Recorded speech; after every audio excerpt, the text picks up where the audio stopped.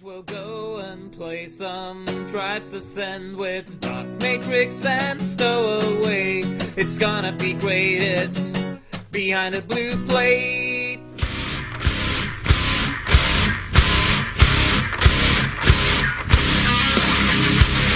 Hello there, Tribe fans. It is Wednesday night, and it's another fantastic evening, and it is definitely time for the Tribes Talk Show Behind the Blue Plate. Welcome this evening, and of course, welcome to my co-host Stowaway. How you doing tonight, Stow? Yes, I'm really good. I had a pretty cool day. Went up to London, had lunch in London, walked around for a bit, and I came home and had a curry. Don't you live in London anyway? But Central London I went to. I don't live in okay. Central London. So, yeah, it's been alright, and I'm home. I've been home for a little while, but I'm home, and it's good. Awesome. You don't have a spinning logo next to you tonight, though, dude. What's going on? Nah, I mean, I've got so many things plugged into the wall down here. I ran out, and then I had to get a long extension lead to run it, and I couldn't be asked to do it again.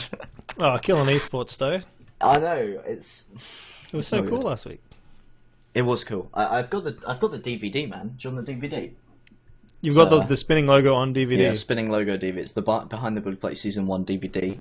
We'll be selling that in the Amazon Behind the soon. Blue Plate merchandise store, which will be opening very, very soon. Oh my god, Dark Matrix looks like Vork from the Guild series. I'm going to Google this quickly. Yeah, please do. I've never heard. I mean, I know what the Guild series is. I don't know who Vork is. I've never seen the series, actually.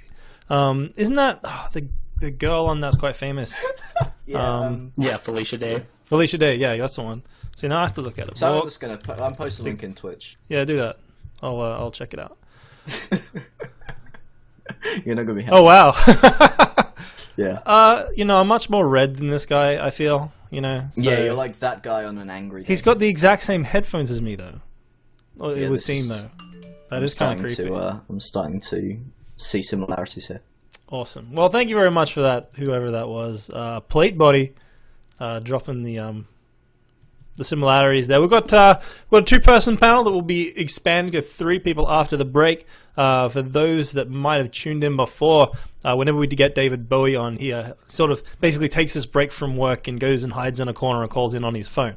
So we can only get him for like 45 minutes, so he'll be calling in after the break. In the meantime, though, we've got Vicelord and Highvoltage. Vicelord, I think it's your second time on the show. How are you doing tonight?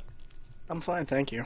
Yeah, it's the second time. First time was right after the PGW. That's obviously where I got this photo from then.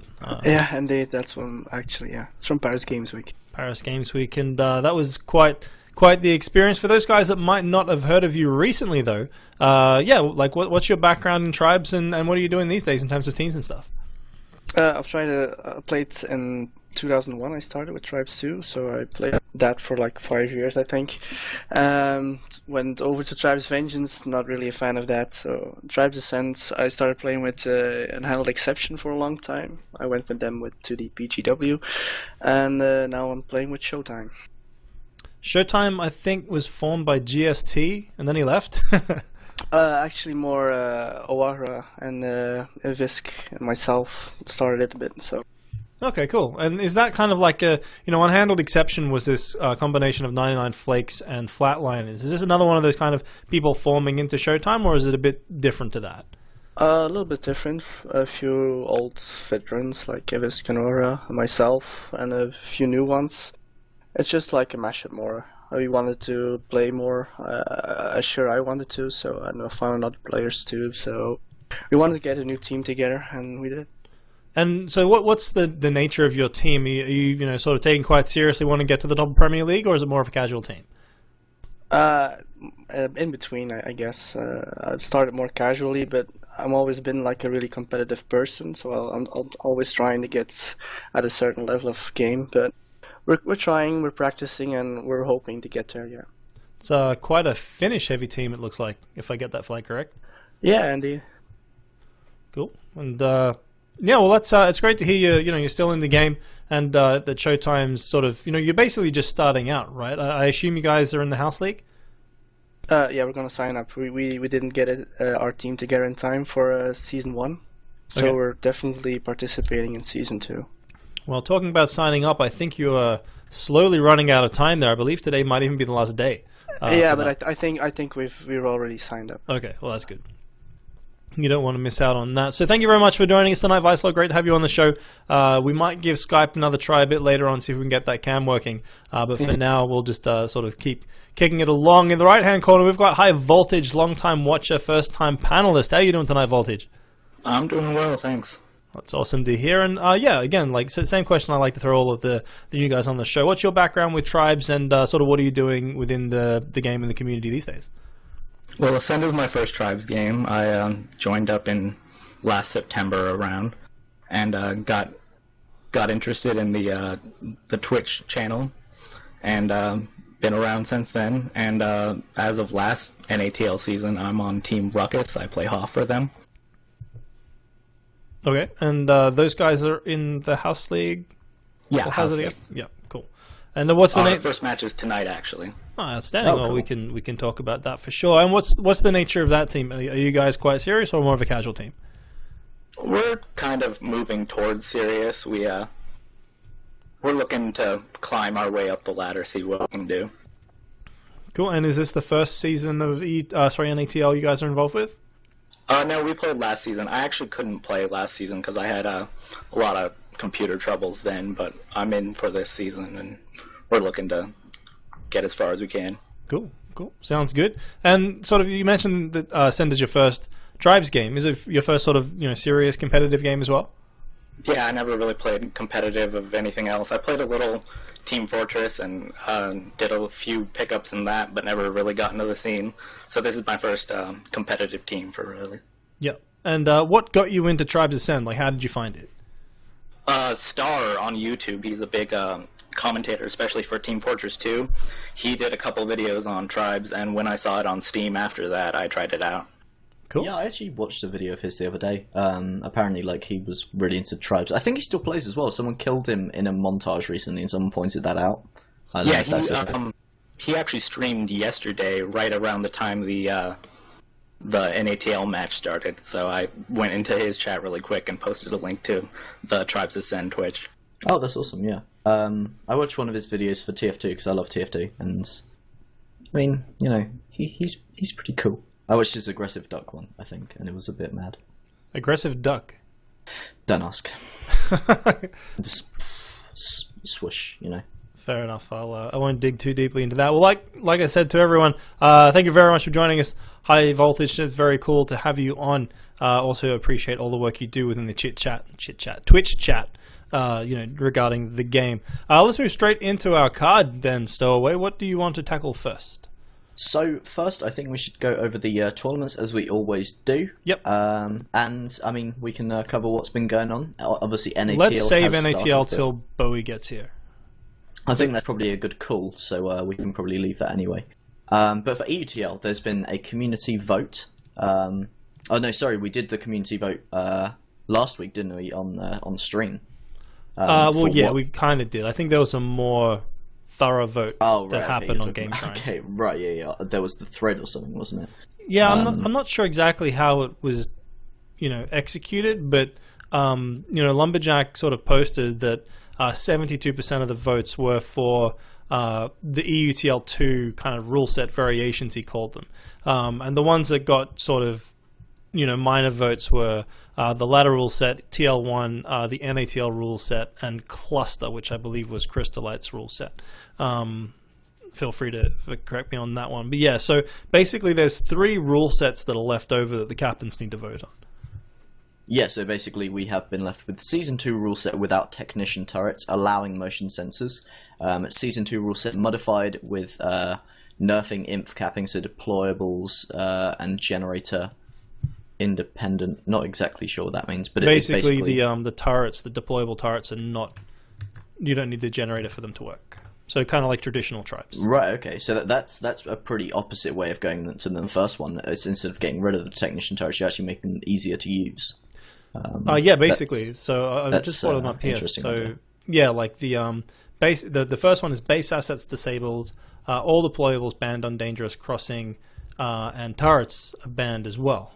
Which I assume they mean deployable turrets here. Yes. Yeah, turrets banned, so no deployable turrets. So that's option number 1. Option number 2 here, reach banned, safety third banned, Base assets disabled, and deployables not generator dependent. Oh, but it still says turrets are banned on Technician. Well, that doesn't make a lot of sense. Oh, so maybe it's the base turrets don't need the... Or force fields. No, force fields are banned on Wait, Deebringer. deployables. That makes no sense. This one doesn't make sense. How can you have deployables not generator dependent, but then you'd ban all the deployables anyway? Yeah, that's pretty weird. Motion sensors aren't gen dependent. That's right. Saying that's right. Okay. Well, I don't know what they go on about there. I think Lumberjack's going to clear this up. Motion sensors. He's saying motion sensors. I didn't think motion sensors were generator dependent anyway. I don't think they are. Jammers. Drop jammers. They are. Oh yeah, jammers. He's saying jammers. Okay, there Right. you go. So still turrets Okay, banned okay. in this rule set. Basically, rules is happening. Yes. Rules are happening currently, and so I think the decision is being made pretty soon. I think it was meant to have been made by now. I think that was- only checked this out today. I think they're voting. Hang on, let me see if I'm just got a result. I think last time I checked, the schedule was that it was meant to be done by now. If not, then it's going to be soon. Very, very And soon. we'll have This we'll is have the a rule final set, and I vote. think it's going to be pretty important for how EUTL 2 goes, really. Because the first one we did have some troubles with some games that weren't. A lot of people saying they weren't fun to play. A lot of people were saying they weren't fun to watch, and I agree. Most of the games that we got weren't fun to watch or commentate on, at least compared to NATL. Yeah, I think you've got to sort of qualify that with we were sort of fighting against, well, not fighting against, but we were being compared to the NATL matches, which were very, very exciting. Yes, they were very exciting to watch. But yeah, so that's basically what's happening, and I suppose we'll wait for NATL for David Bowie, as he's a big part of Yeah, definitely. setting that kind of stuff up. But Vicelord, I mean, obviously these rules are going to affect you. What's your opinion on the current vote? I'm kind of sad. My favorite rule set isn't in there. That was the Brista cluster one. Well, the one where Infiltrator and the Sniper were banned. Because, in my opinion, it really adds a lot of dynamic to the game. So Infiltrator and Sniper were completely banned. Yeah. Well, Wow. yeah, and there was they were using fusion physics, I think. So this jumping and all was very much stronger than that. Okay. Than what it now is. And I played a few bugs with that rule set, and I thought it was really dynamic gameplay, a lot of flag play, and it was really good. I thought, and I'm kind of sad it isn't in there. It is quite a departure, though, from, the standard rules, right? I mean, these are more kind of tweaks and bans. To ban two whole classes out of the game is quite a leap. Yeah, but I think I've always been not really pro sniper, and I think it's really boring gameplay. To be honest, to have a really if you have a really good sniper, I don't know, I don't like it. And if a lot of people don't like the Infiltrator as well. So I've always said, for a few months now, just why don't we try banning the Sniper and the Infiltrator and see what it gives? And I thought it was a pretty good result. Highvoltage, what's your opinion on that? Taking out two entire roles from the game. I don't know. It sounds like it could be more interesting, but also I'm not sure how well it would work out. So I've always felt that Sentinel was a bit of a necessary evil, and Infiltrator was kind of a necessary evil to keep the Sentinel in check. Did you just say Sentinel? Almost, yeah. I pulled a That was what's his name? Disky or something? No, not Disky. Flimsy. That's it. Oh my god, that was awesome. Sorry, continue. Well, I mean, But yeah, I was Sentinel's kind of necessary for fast back to fronts when chasing's a little weak in Ascend. So I don't know. The games I played, I didn't really felt like I missed the Sniper all that much. Because you had a lot of disc jumps were really pretty strong, and you could get over the map, and you could actually chase pretty well. So that's obviously the biggest question. You take out the Sniper, and how do you get the flag back? Are you saying that the physics kind of buffed that enough that the Sniper wasn't that necessary? Yeah, it felt really good actually. Of course, it wasn't really, high level pro game like an IDK versus Vertigo, but we were all pro players in there, and it felt really good, and it was really interesting gameplay and more. Yeah, I don't know. I really liked that. So I'm kind of sad it isn't in there. Fair enough. I mean, Lumberjack in the chat is saying that well, his comment is that it isn't Tribes anymore, it's Cluster, which is more or less a different game, he's arguing.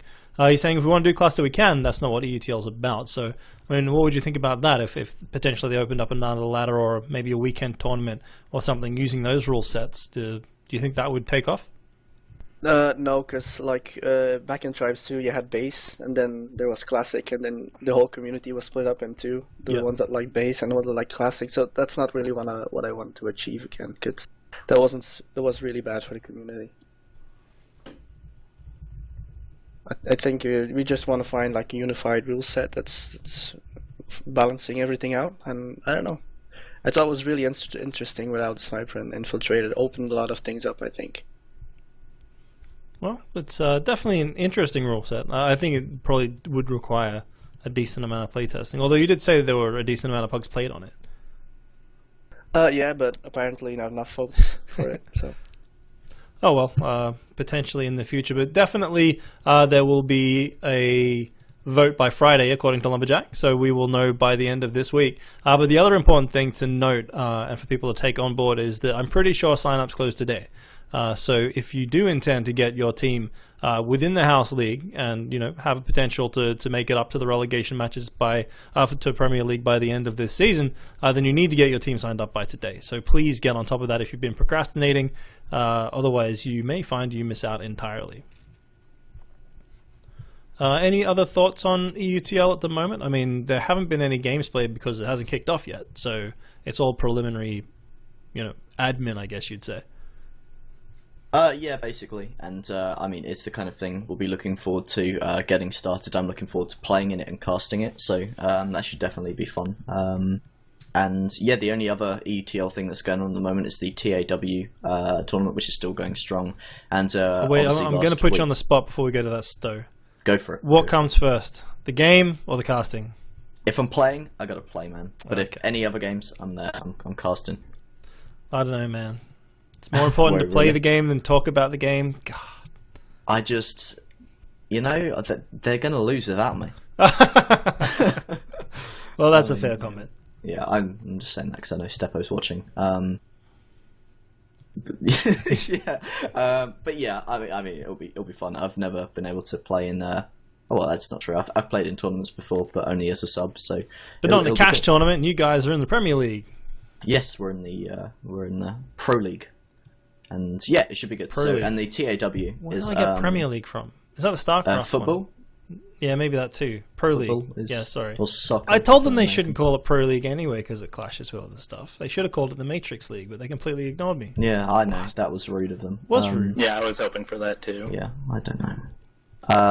But yeah, like I was saying before, I was rudely interrupted by Dog Matrix. The TAW tournament is still going on, and I think we were contacted by someone from TAW because it was having some troubles with lack of administration and some rule set things, and we've since had someone from TAW contact us and say that he's going to be working on getting it a lot better and getting some stuff sorted out for the TAW tournament. Yeah, so, he was on last week, Nightshade or Night Stalker or something like that. Yeah, something like that. And he says they've basically the person who set it up has been busy. He's going to take over, I think it was, and get it sorted out. So that's really cool. So Yeah. good news for TAW tournament. Indeed. I need you to tread water for just a little bit, Stowe. I've got Vice on Skype. Okay, Although, cool. Vice, I need you to turn your microphone off Skype. So moving on from that, I think something quickly we should cover is there's been a bit of problems with the EU Amsterdam servers for quite a few people. Myself in particular, I've been kind of having a few troubles with this. It was probably 2 or 3 weeks ago that it started, and I think it's something similar to what we saw in NA a few months ago, where people were getting just lag spikes and things like that. So I'm not exactly sure what it is. Well, I've actually had Shaz ping me like just 5 minutes ago saying that if we do bring this topic up, that it's happening right now, 150 ping on all Amsterdam servers. So Yeah, it's not good. It's not everyone, I don't think, but he it said is, everyone except Netherlanders, Oh, which is It's, weird because I thought it was the other way around.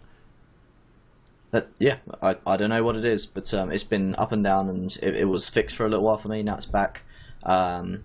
basically it's generated a bit of discussion about where EUTL and EU games at the moment should be played. Should they be moved to London during the meantime, which obviously I'd be a fan of, and I think it's been we've played on London and I haven't had a problem with it. Obviously it's higher ping for some people who are more continental in Europe, but it's going to be a serious problem if the EUTL starts and we have problems with high ping. I mean, Vicelord, has this affected you much? Well, lately I haven't seen it much. I mean, I played yesterday and I actually noticed some lagging, yeah. But I've noticed the same lag, I think, about a month ago, and that was really bad. I think a few nights in a row, it was really like spiking the whole time, and it's like exactly the same thing right now. So I hope they fix it like fast. Yeah, it's a tough one. I wonder if they even know what causes it. I know APC has been made aware of it a few times from several different people, and he said that he's working on it and trying to get it sorted. But we're basically talking about it just to make sure it's known that it's not a singular issue. It's not people's ISPs that are messing up. It's definite problems with the service because it is widespread, and a lot of people are having this. There was actually a video posted by Stepatronic from NMZ today. I haven't actually been able to watch it, but it's basically just an example of it. Yeah, it basically just shows him trying to shoot, and like the discs don't even come out. Like it is quite odd, actually. Yeah. So basically, I think the point is that it's not singular people. It's not ISPs individually. Because have you been playing recently, Doc? Have you been able to see any of this? Or? I played very briefly a couple days ago, but it was not for long enough to really notice. So sure. I probably haven't. Not the best person to ask. I haven't put enough time in to have a very strong, opinion or perspective on that one. Well, fair dues, yeah. Basically, it's a bit of a problem. Hopefully, it gets sorted out soon, and we hope it will. And it's only the Amsterdam servers you say that are having this issue. Amsterdam servers, I haven't noticed it at all on London. Sometimes it's fine for me on Amsterdam, and it has been every now and then. But then I'll have days where it's consistently. I'll get 30 ping, which is standard for me, to Amsterdam, and then it will go up to 90 for like 20 or 30 seconds, and it'll shoot back down. So that's what's happening to me. But it seems to be a range of different things, so hopefully we can get it looked into soon. What would your opinion be, Vicelord? If this was an issue, should they just run EUTL on London, or what would you prefer? What's the best outcome for you? Well, for me, it doesn't really matter if it's London or Amsterdam. I think. Just so everyone knows, where are you playing from? I'm from Belgium, so okay. It doesn't really make a difference for me. Do you know Greth? I think it's more. Well, not in real life, no. Oh. I do know Gene Steeler from Enhanced Exception. Okay. And Brain Damage from Vertigo. Cool. So you ping the same to London or Amsterdam then? Yeah, it doesn't really make a difference for me, but I can imagine for some other people that's really like a nightmare. But if we have to, I mean, if Hi-Res doesn't fix this fast, we can't keep postponing the EUTL. So I guess we'll have to. Yeah, I don't think there's any plans to postpone the ETL based on this. I think, and there's no reason it can't change mid-tournament. I think the servers. I think changing rules is one thing. Changing server locations is probably another in terms of, can you do that? I mean, what do you reckon about that, Vicelord? If it was still a problem. Start on, okay, everything's on London servers, they fix it, and then they go, okay, move to Amsterdam. Do you think does that damage the integrity of the tournament? Do you think you can do that without, causing trouble? I don't know. I think for the majority of the European scene, Amsterdam is just like a better solution. So I don't think that's a really big problem. I think a lot of people would be happy to move back to the Amsterdam servers. But starting on London, you don't think that and then moving to Amsterdam is an issue? Or does that really compromise the integrity of the tournament? It does not compromise anything. I think it's not the tournament's fault. It's something that needs fixing. It's the game. I think it doesn't really have anything to do with the tournament. It's like an emergency solution. So. Okay. I mean, Highvoltage, what's your opinion, given that you've had some of these issues in the States as well? I imagine it's probably a bigger deal for you going from East Coast to West Coast or East Coast to Central or whatever. Would that be a problem for you guys? I was going to ask what's the lag difference between London and Amsterdam, because I would guess it would be a little... Yeah, I think that's a bit more than we get in It's totally. It's I mean, it's less than the difference between like East and Central or West and Central. What do you reckon it is, though? I'm pinging at about 30, I reckon. Oh, but the difference between the two? Yeah, exactly. Like, I get about 10 to 15 in way London. Less than 30. Oh, well, there you go. I'd say I get probably 15 at London, but maybe that's just me because I have crap internet. But maybe 20 at push. Yeah, so the difference for me, at least, between Central and East is closer to 50, right. And then West is something else entirely. That's even bigger difference. So basically, I think it's a matter of it wouldn't be the best thing to change ping location server location mid-tournament, but it's something we have to do. It wouldn't be there's no way we can play on inconsistent servers for that 70% of people are having troubles with, or even 50% of people are having troubles with, just because it's closer to a few people. We'll have to do it in London. If it gets fixed and it's confirmed fixed, then we'll move it back so it's fair for everyone, I think. I mean, if we're talking about a difference of 20, I think it's barely worth mentioning. I mean, it's important for some people. Like, I would prefer to play in London, but obviously I can see it's much fairer to play in Amsterdam. It's definitely noticeable, the difference from London to Amsterdam for me, but it's not a huge deal. I'm just really, really good. You're just really, really good. Okay. I just fight for it. Not conceited at all. Fair enough. Well, I mean, that's pretty much it. I mean, we'll hopefully see a resolution in that, and obviously the best resolution is that the servers get fixed. But, it is what it is, and we'll have to see. I mean, Highvoltage, while we're on the topic, what is the state of play in the US? I know there was a lot of trouble in the past. Have those troubles been resolved, or is it still outstanding? Personally, I don't have any trouble. I know some people randomly get lag spikes. Central's been good for me as of late. I don't know about any big problems going on right now, but there's always little problems, and like certain nights have bad ping. Just everyone starts spiking, so. Okay. Well, it is what it is. Like I said, I'm sure Hi-Res are trying to keep everything as optimal as possible. But let's move on, Sto. What's next? Yes, so next we can jump in. There's something we spoke about kind of recently about New Blood's workshops. We were saying, people were talking about New Blood's workshops and tutorials maybe, or kind of workshops for people to help get better. And, if people are running those things, it's also great if they create videos of them and stream them, because there's, then people can enjoy them for a lot longer and learn from them, even if they didn't show up to the event. And literally that happened. So we have some great examples of a thread posted where someone in, I think, NA runs some New Bloods workshops. So I guess we'll post the link to the chat and everyone can go check that out. It's definitely something cool. I haven't watched it myself because I don't have the time to right now. You're just not a New Blood. Cool. You don't need to watch them. I don't know. I could probably learn how to do sniper. I could probably learn how to do capping and offense. LD, I think I can manage, but the rest of them, I don't know. I'm terrible. Highvoltage, did you have anything to do with these New Blood pugs? Did you get to see any of it? Can you give us any update? No, I wasn't involved.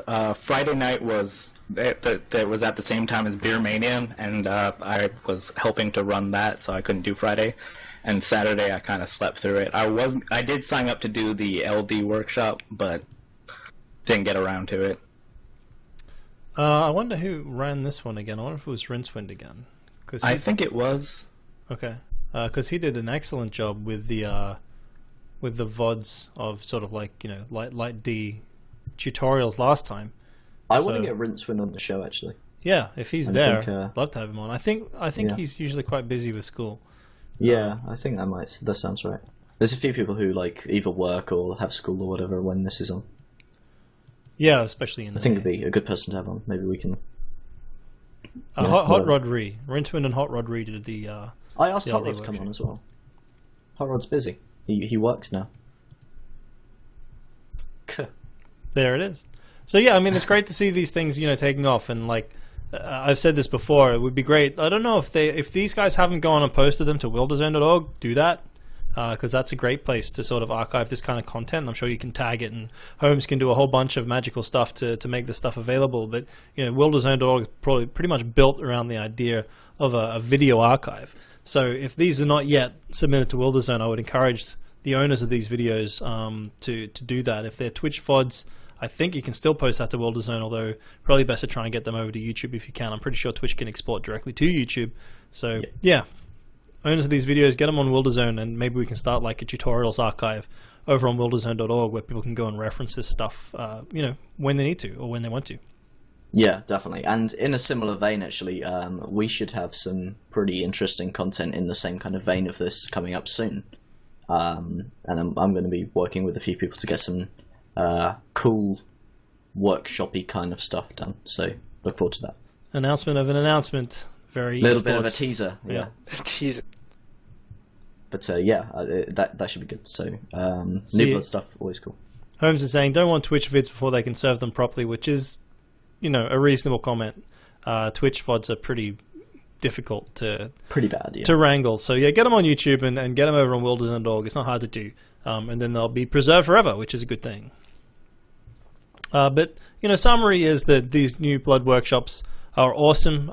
It'd be good to know what kind of turnout they had. But at the end of the day, you get a whole bunch of good content out of it from there. I mean, Vicelord, is this something that you've be interested in, or would you go back and reference this kind of stuff? Well, personally, I've not been really involved with the New Bloods tournament and stuff. No. I think it's really good though, because we need all the new players we can get. So it's really good that it's out there and that people want to put some time into that. But personally, I only have the time to actually play it and have a few bugs and pups, but that's it. Yeah. Halamar saying in the chat that there was about 20 New Bloods, which is great. That's 2 teams at least that could potentially get formed out of these guys coming and learning how to play the game. If only we could stop losing teams. This is true. But, if we go back to EUTL just briefly, I think it's looking pretty good at the moment in terms of the sign-up. So I'm going to bring this up. So these are all the teams that are signed up currently to the EUTL, and we've got 3, it's 24. So I assume that the Premier League or Pro League is going to be another 8-team affair, which means that's 16 teams that should be in the House League. So that's not bad. That's pretty good, yeah. Yeah. So, and if it sticks at this, then that's actually going to be really easy for the brackets. Isn't that more than the Season 1 already? I think so. I think it might be. I think they had about all around 13 in the first one, something like that, maybe. I don't know, but 16 is good. Yep. Yeah. Love to have more. It's either way, it's it's a strong showing, and hopefully if they all stick around for the whole season, then that could be a really and 16 is a perfect number as well. Like that just fits into a bracket and group stage so perfectly. Wait, hang on, 8 to 16. 8 and 16 is 24, though. Math is hard. Especially on stream. What are you trying to figure out, man? Yeah, it does. Yeah, it does. Yeah. Yeah. There you go. Powers of 2, man. They break down real easy. Yeah. Awesome. Okay, great. Well, like I said, really good stuff. Well done over there in North America for getting the New Blood pugs and workshops up and running. And that might be a good transition into the Oceanic ones, though. Yeah, sorry. Sorry. I'll do it. This weekend in Oceania, they're running a Kappa's workshop. I saw this on Reddit, and there's a big old thread about it over there on the what's that word? The Tribes ANZ forums. Here it is. Wasn't Tribes ANZ the one that died, or is that? Well, the website's still around, but the Oceanic scene. No, not the Oceanic scene, because people have been playing that. I've seen posts about that recently. I thought the website blew up a bit. Or was that something else? There was bitter.com, which... Bitter, that was it. Yeah, that definitely... Well, I mean, it's still around. It's just that, there's kind of this divide, and everybody moved that, actually plays the game seriously. Moved to Tribes ANZ. But anyway, it's worth pointing out. I don't know how many Oceanic people we get watching the show, but I always like to point it out, my brethren back home. And it's good to see that they're running this sort of stuff. So Thermal Lance putting together a capping workshop part 2, Electric Boogaloo, and that's happening this weekend. And he just wants to basically teach more people how to run routes, and looks like even how to work against routes, which is pretty cool. So it's open to anybody, and yeah, just show up. It's on Saturday from 3:30 till 4. I assume it means Eastern Coast time. And yeah, if you want to learn more about capping and you either want to stay up late or you're in that region, then get on it. And I'm sure it's going to be really, really good. Yeah, and real talk for a second, we seriously need a Kappa workshop in EU. There's someone even, I forget who it was, it might have even been JPY, who suggested like forcing everyone to run dual Kappas, so we constantly had 4 people learning how to cap when we were playing pugs, just so we had enough people. Yeah, like lack of Kappas at the moment is just crazy in EU. So yeah, sorry, I'm just dying in the corner. That's cool, man. Just as long as I wouldn't. I think it's the world in general, because North America needs more cappers as well, both for pugs and for teams. I know our team struggled to find a capper after our last one had to leave for real life issues. So capping in general would be a good thing to pick up if you're new. And it's funny because that's the thing you can find most instructions on how to do in tutorials about on YouTube. You search YouTube for a tutorial about tribes, I guarantee most of them will be capping, how to run routes. A lot of them are quite old. A lot of them will be quite old. Yeah, that is true with weapon changes and physics changes or whatever has changed to capping. Obviously impact nitrons have changed quite a bit since a little while ago. So maybe a lot of them don't translate exactly, but it is the thing that people kind of teach other people to do most, and we've got such a lack of good ones. Who's capping for Showtime, Vicelord? We got Hormuka capping. Okay. It's like an old Tribes 2 player as well. Finnish. Is there anyone else on the team that could do it as well if you wanted to run duels? We got Evisk doing some routes as well. Yeah. I'm not totally. I never liked capping, so definitely not me. But we got a few people. But yeah, there's like really a shortage of cappers in I think every region. So basically, a shout out to anyone, even at NA, EU, or Oceania. You want to show off for pugs and like be instantly picked, just learn a few routes on each map, and you're very likely to get picked if you just say you're a capper. Why is that? Why is there a shortage? Do people just not like the role? I think people don't find it as fun anymore. Yeah, I think it's that, because a lot of cappers have been complaining that it's kind of boring in Tribes Ascent to actually cap. That's why they want rock routes back and stuff to make it a lot more. Yeah, but I think it's still not enough. I do not know what has to change because I'm not a capper, but it's just because it's not really that fun. I think what threw me away from capping, because I used to cap that was just what I did when I pugged, and I think what threw that away was having me failing capping highlighted on stream and then highlighted again on another stream, and kind of drove me away from it. Doc, would you know anything about that? That wasn't a pug, dude. That was a proper competitive match. No, that was in a competitive match as well, which makes it worse. So, I don't know. I forget who the casters were who did that, and shamed me. But if I find out, I need some kind of tumbleweed or canary chirping sound. Yeah, soundboard. That's it, man. Yeah, high voltage. What's your opinion? Do you reckon capping's just not that much fun? I don't know. I think it's pretty fun, but it's a less combat-oriented role, and also your team kind of depends on you for most of your points. So I guess that could be what drives people away. They don't want the burden, and also they want to be in there getting kills, maybe. And I guess getting sniped out constantly. Yeah, that's probably a big deterrent too. All right. Well, I've just been notified by David Bowie that he's going to his little hidey hole, where he'll be able to call us, so we can probably get him in about 10 or 15 minutes. So let's maybe hit one other topic, Stowe, before we go on a break. We'll probably save high voltages section then for afterwards, because that could take a little bit longer. So how about this Mumblebot news that you've kind of highlighted out here? So yeah, I mean, you may as well take it away. You're the one in the know.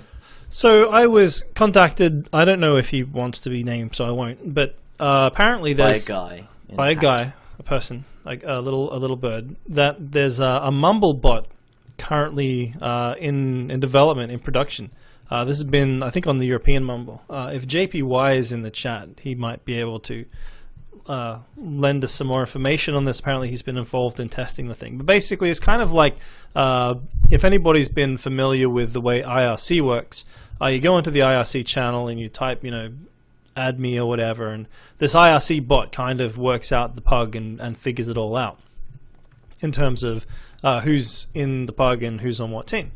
So apparently they're doing this for Mumble as well. So I don't know exactly how it's going to work. I think that basically it just helps figure out, so I think you allocate roles and then it allocates people onto the teams. I'm not sure exactly what the interface is like or how you interact with it, whether you do that through, messaging commands or maybe there's some kind of sort of puppet master that runs a thing and it moves everyone around. But it definitely sounds like a very interesting concept. That could make the creation of pugs on Mumble a little bit easier, and it might, potentially. Well, I guess it'll never take away the role of the captain, but they are trying to integrate things like, an ELO system, like a ranking system, into it, and it also is tied in with the tribe stats API, so it kind of can tell. I don't know if it uses that for matchmaking or anything, but definitely you can query somebody's stats through this bot, through the Mumble. So maybe you can click on someone and maybe get the bot to tell you exactly what's going on. Let me just maybe read some of the stuff I was told. So you can sort of set up roles. So you say, like, the team is supposed to be this big, they should have this many of this role, and blah, blah, blah, blah, blah. And it will kind of mediate the team creation process. So similar to like the IRC bots they have, but for Mumble and tying into Wildzone. I mean, I don't know how much you know about this, but does this eliminate a lot of the picking teams thing? I assume it will. That's also another problem sometimes. You have 14 people in roles and no one wants to captain because they don't want to pick a bad team or they for whatever reason. But that's the problem, right? I mean, an automated bot probably going to pick a worse team than somebody that even has like a basic understanding of who's decent. Well, I mean, if you tie in like a system that somehow puts your skill in it, I mean, it won't ever be specific to that necessarily, but I don't know, it might just, if no one wants to captain, it's like, okay, just throw it to the bot. Like, maybe it's a situation of, does anyone want to captain? No, then we'll just throw it to the bot and play a pug because we want to play and we won't stick around forever. Yeah.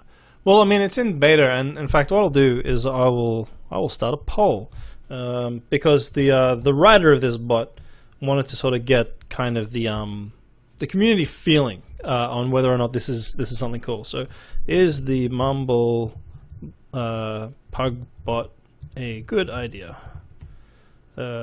Yes, no. What is Mumble? Good old 1 and 0 feedback. Exactly. I like it. There we go. Binary. Start. There we go. Okay, cool. So yeah, let's get the chat's feeling on this. While they're voting, Vicelord, what's your opinion on the Mumble bot? I think everything that promotes plugging and playing the game. You need to type in !vote and then the number. Okay? Can people not read? Damn it. Sorry, Vice. No problem. I think everything that promotes the game, just playing it's always a good thing. So I don't see how I can be against it. Highvoltage, there's something you think you would use? What do you think the community would use? I think it would be pretty good because I know in NA we have trouble getting captains all the time. That's what usually takes longest to get a pug going. So if the bot will do it automatically for us, that'd be pretty nice.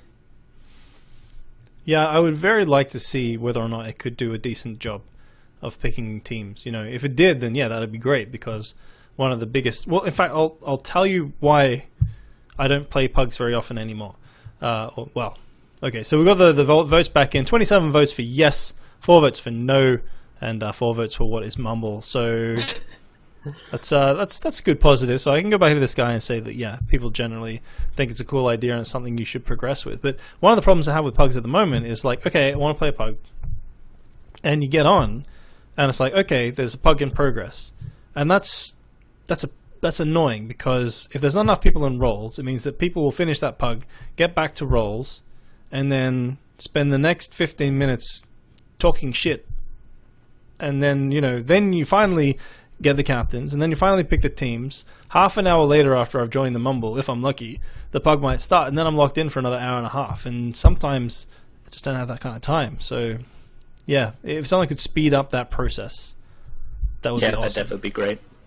Yeah, this has been solved with what Yuz is talking about, but we will move on to that. We will touch on that, Yes. but we'll get onto that a little bit later. No, I don't see any wild David Bowies appearing. Let me have a quick look through our notes, see if there's anything else we should touch on. There is one quick topic that we can kind of cover. It's not got really any huge amount of discussion behind it. It's just some news that was posted on Reddit. Right. Reticle posted that Tower of Tribe will be back in, 3 weeks, he said? Really? When was that posted? He said an hour ago by Reticle, prepare yourself for Tower of Tribe in 3 weeks, so he's going to be back to playing, apparently, and Wow, okay. people seem to be pretty excited about this. I haven't heard of Tau, I don't know who they are. Apparently they're a big team or something.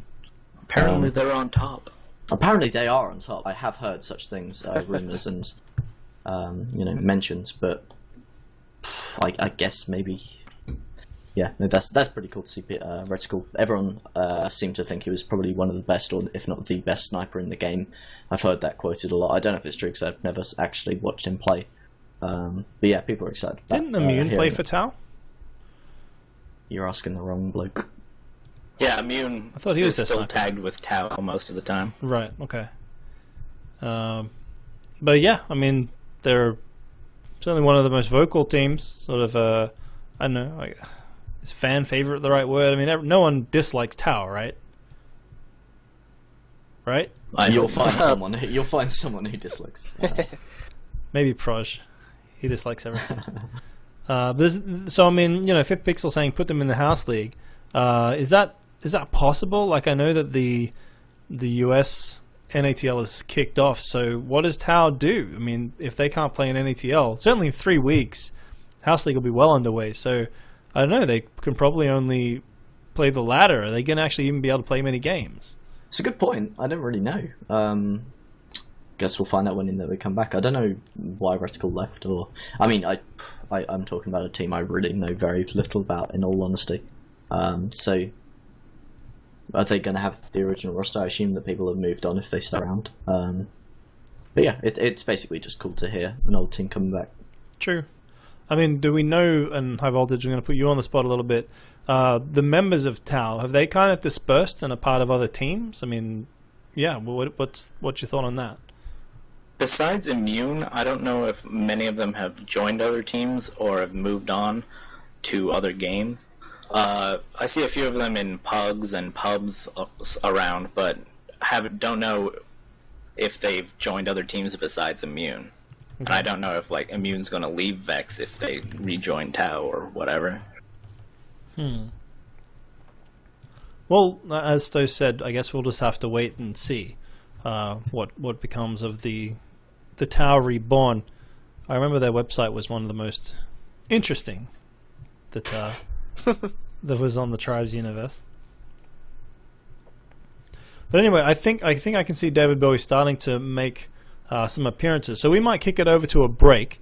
We'll try to get him online and talking, and then we can kick it back to NATL and some of the other topics that we've got that he can chime in on. So we're going to kick it over to a break. Don't go anywhere. Go and fill your glasses. Use whatever it is you need to use, and we'll be back in just a few minutes with more Behind the Blue Plate. Wicked.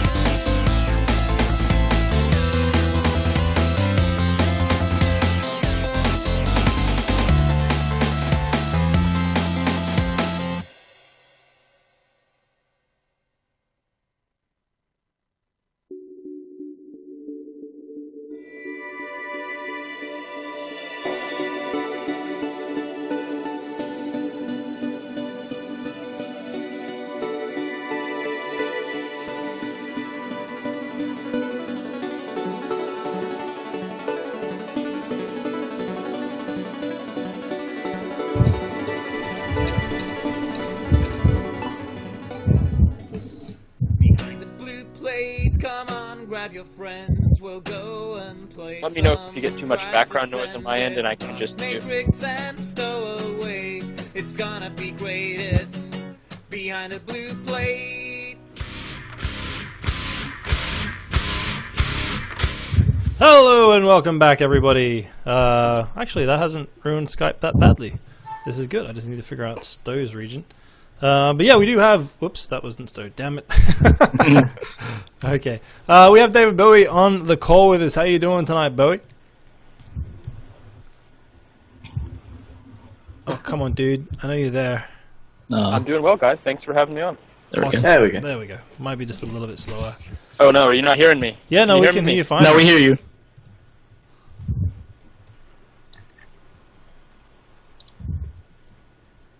Okay. Okay, I think there's just a Might bit be of a a bit of a delay with Bowie hearing us and being able to respond. So This just is gonna have to Major bear with it. Tom to ground control. Can you read me? We can. Yeah, We yeah, can. we got you. Okay. All right. Let's maybe move straight into the topic that we're going to talk about with David Bowie, because this whole lag thing's going to be difficult. Yeah, it's so on I a delay. think It looks might like it's be about a best if we 5-second just delay. kind of get into it, let him talk about it, and then we can have a discussion around it. Because otherwise, it's just going to be way too hard for everybody to interact. So. Let me stick that on. Let me stick on a few other pictures. Where is it? Doink. Oops, that's not that one. There we go. Okay, great. So yeah, the main one we wanted to sort of bring you on for, David, was this discussion that you brought up on Reddit, which was kind of this OP versus cheesy discussion. So I'm just going to sort of throw it over to you, maybe recap it, and give us your thoughts after everybody started replying to it on the Reddit thread.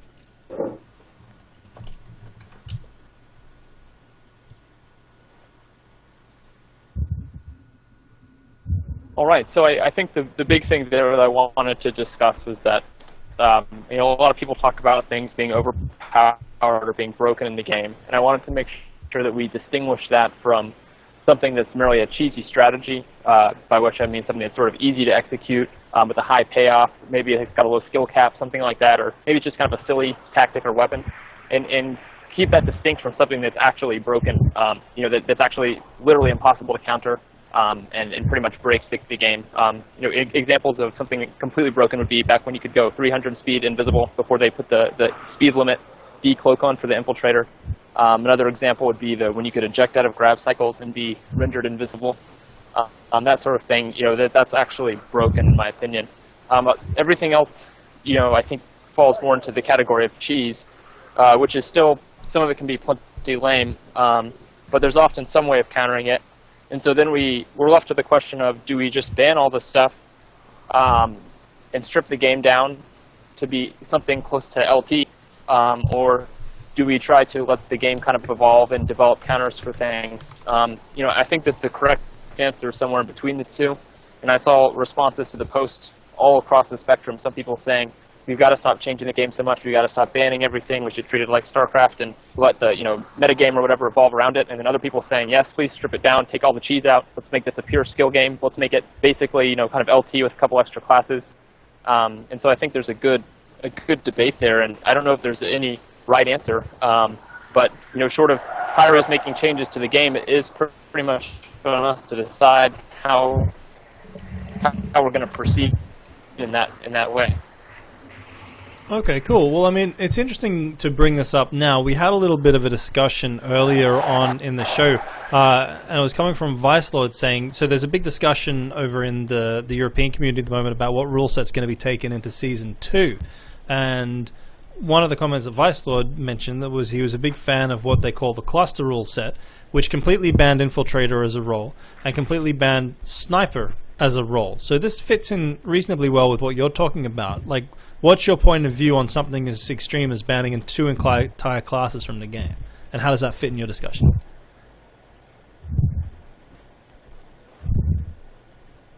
Well, to be honest, I think that those are two classes that are very cheesy, and they're, from what I understand of the cluster rule set, there's also some kind of flag drag or something to keep the cappers from being overpowered. Because the way I see the game is balanced right now is that you've got this series of matchups that are unfair. The Infiltrator always kills the Sniper always kills the Capper, and the capper can always outrun the chaser. And so these kind of broken mechanics are sort of, crappily balance each other out right now. So essentially what that cluster rule set does is remove all three of those, much in the same way that LT does.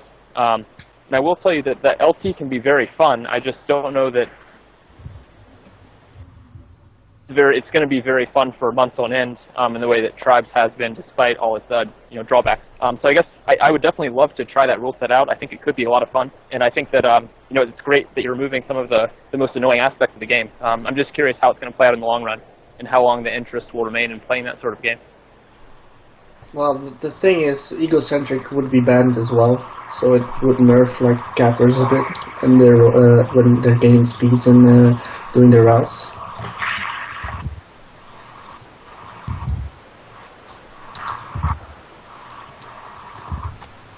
Okay.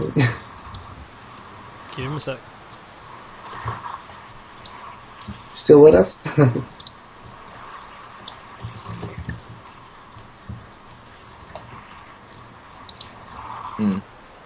All right. Well, let's maybe keep it rolling through the rest of the panel then. I mean, Stowe, what's your take on this whole OP versus cheesy thing?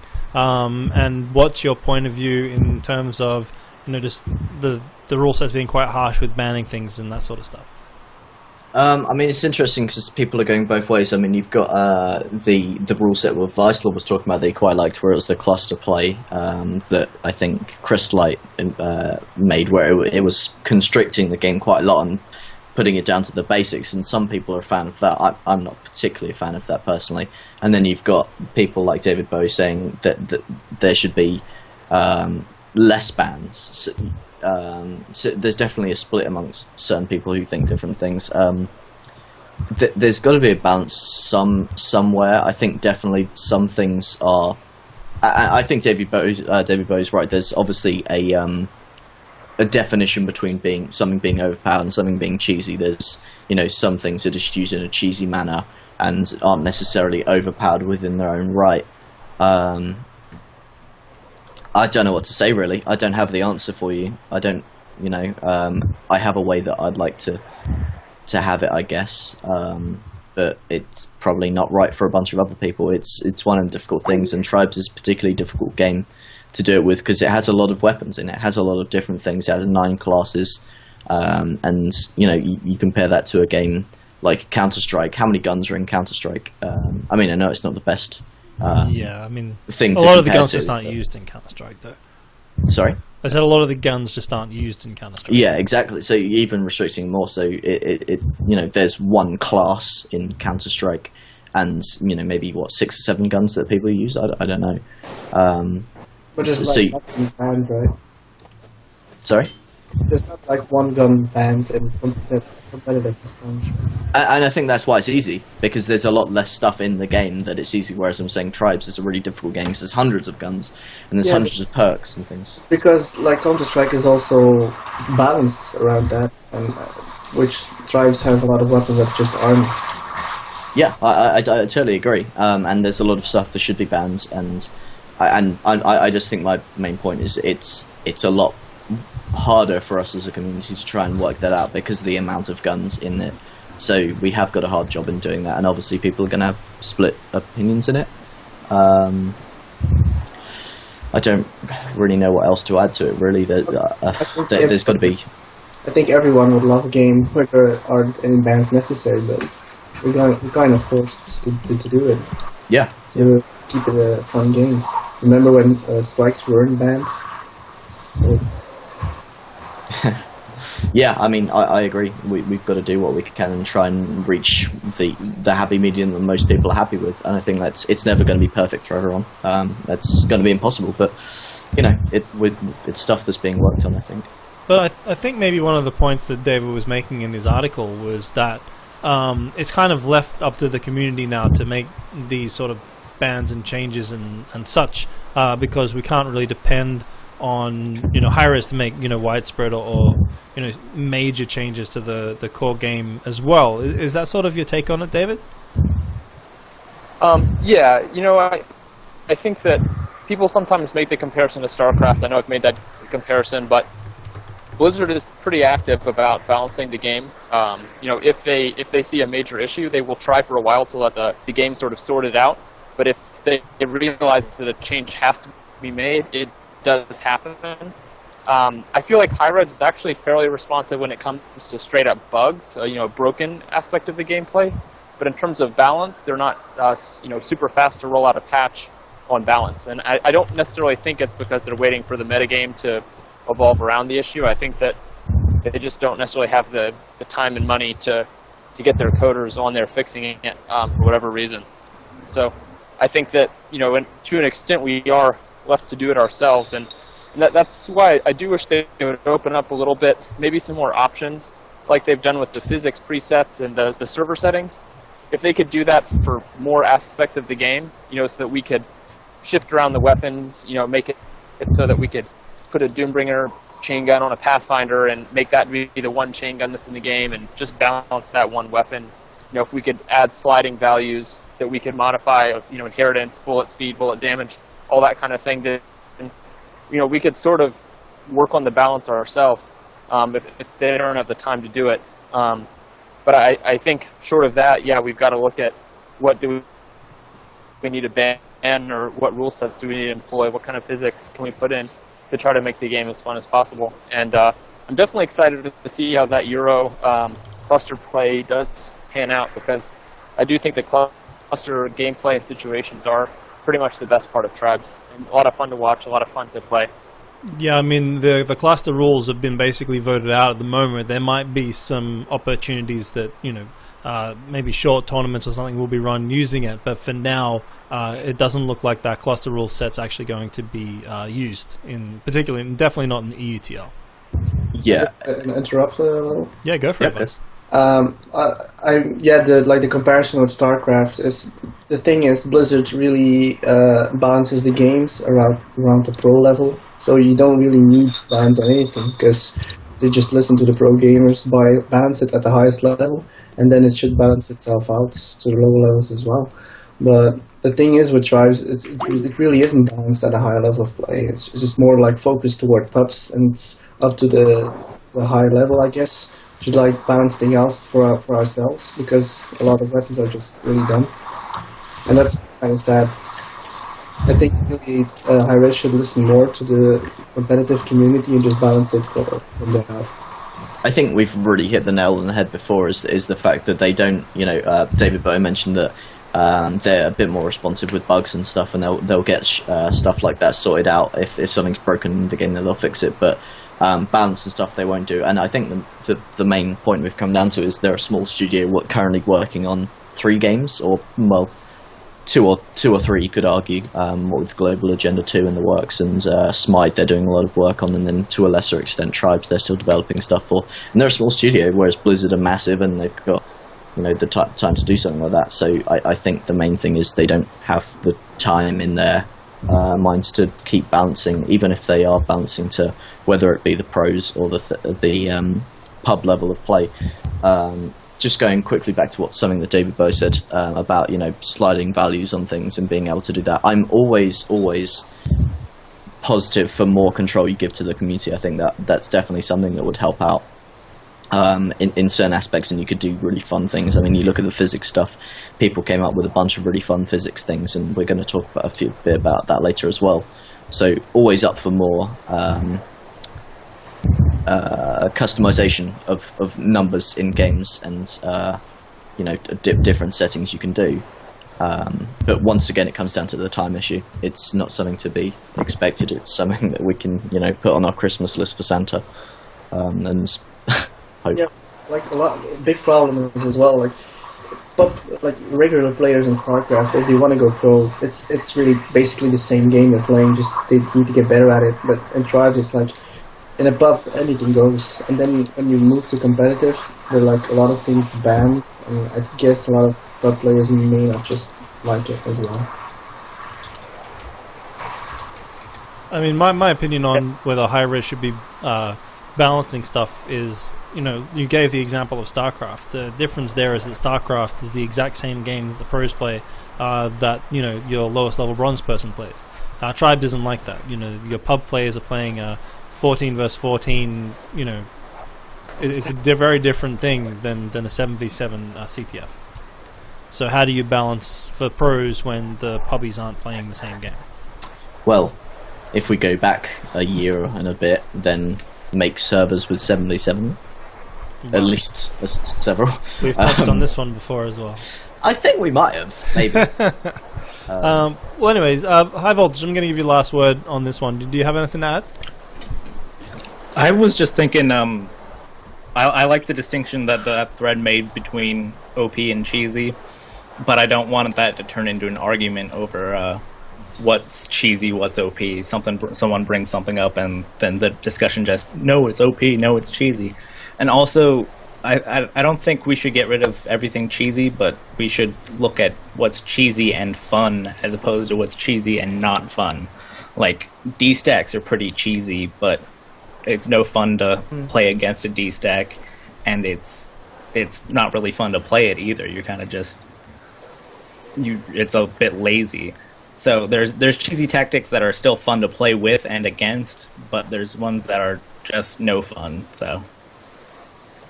I mean, I know you said you didn't want to get this into an argument about what's cheesy and what isn't, but I would argue that, D-stack is difficult because it's difficult to quantify into a thing because Well, D-stack as a strat, I mean, like in a 7v7, as a strategy that you run through the game, then yes, I would argue that. I would say that's cheese. David's classification of what's cheesy and what's not is that cheese is a low skill ceiling. Anyone can kind of do it.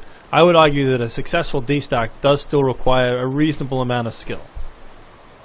Yeah, I can. But you can have David? moderate success even with a poorly executed D-stack. If you just keep your turrets up, keep your gens up, all your deployables up, you're going to be pretty good. It's just like an infiltrator, low-level infiltrator. He doesn't have to be very good to kill that sniper.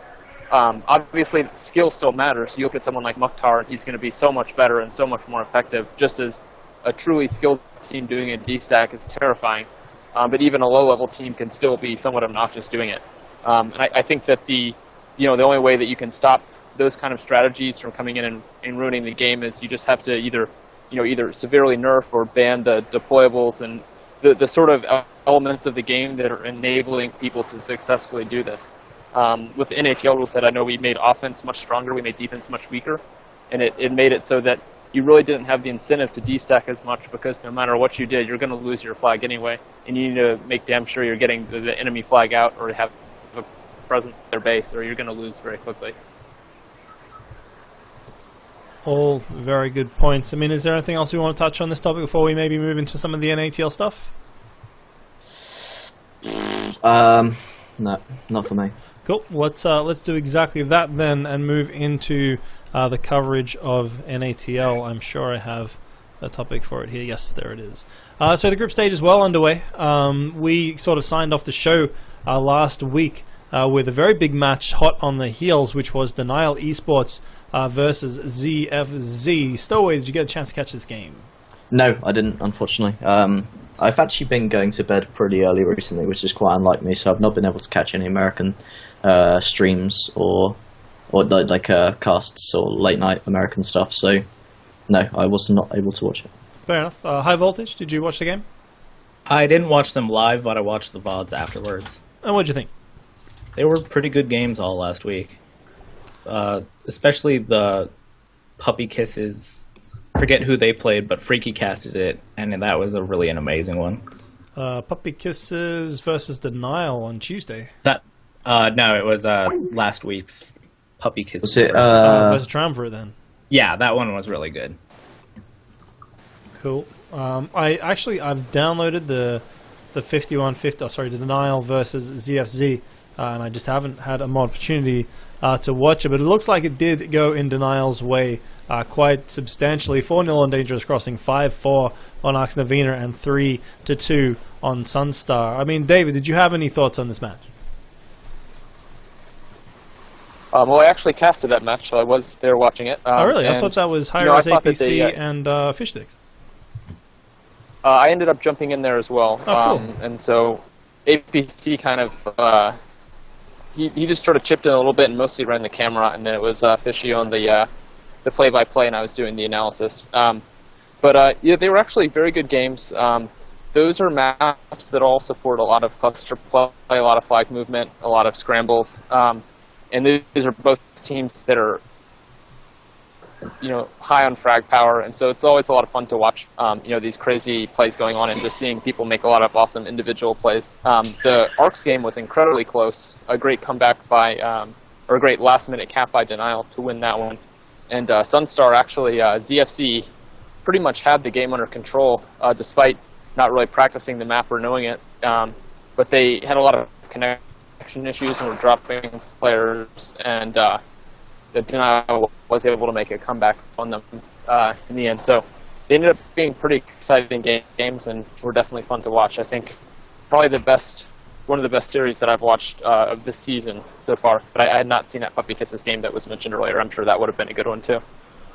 Well, speaking of Puppy Kisses, there was another Puppy Kisses game, which was Denial versus Puppy Kisses, which was an absolute whitewash.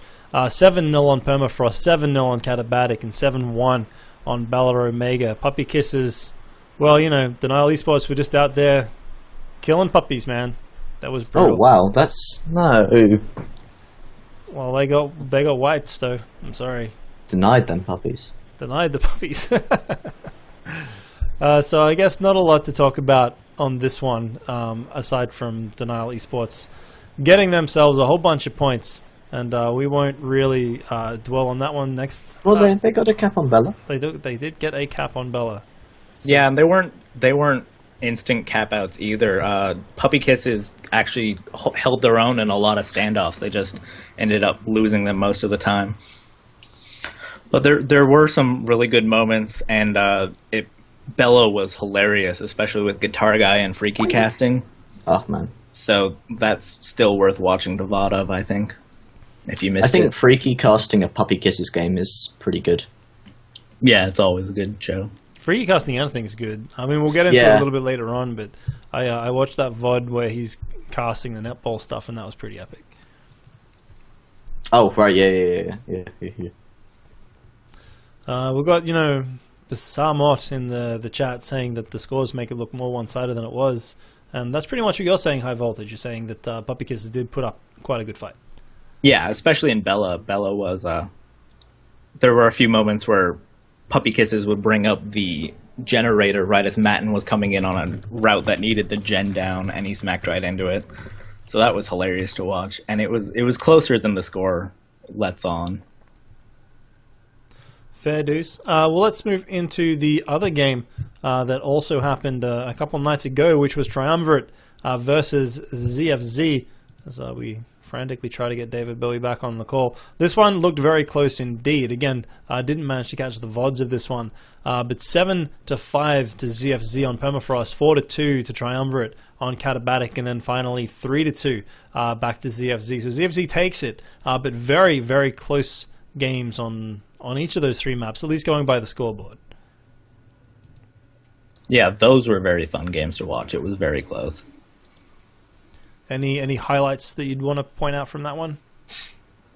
The whole game in general was nice to watch. So I don't know anything in particular that I remember distinctly, but it was a fun game. Did Kenzai play for ZFC that game? Yeah, he did.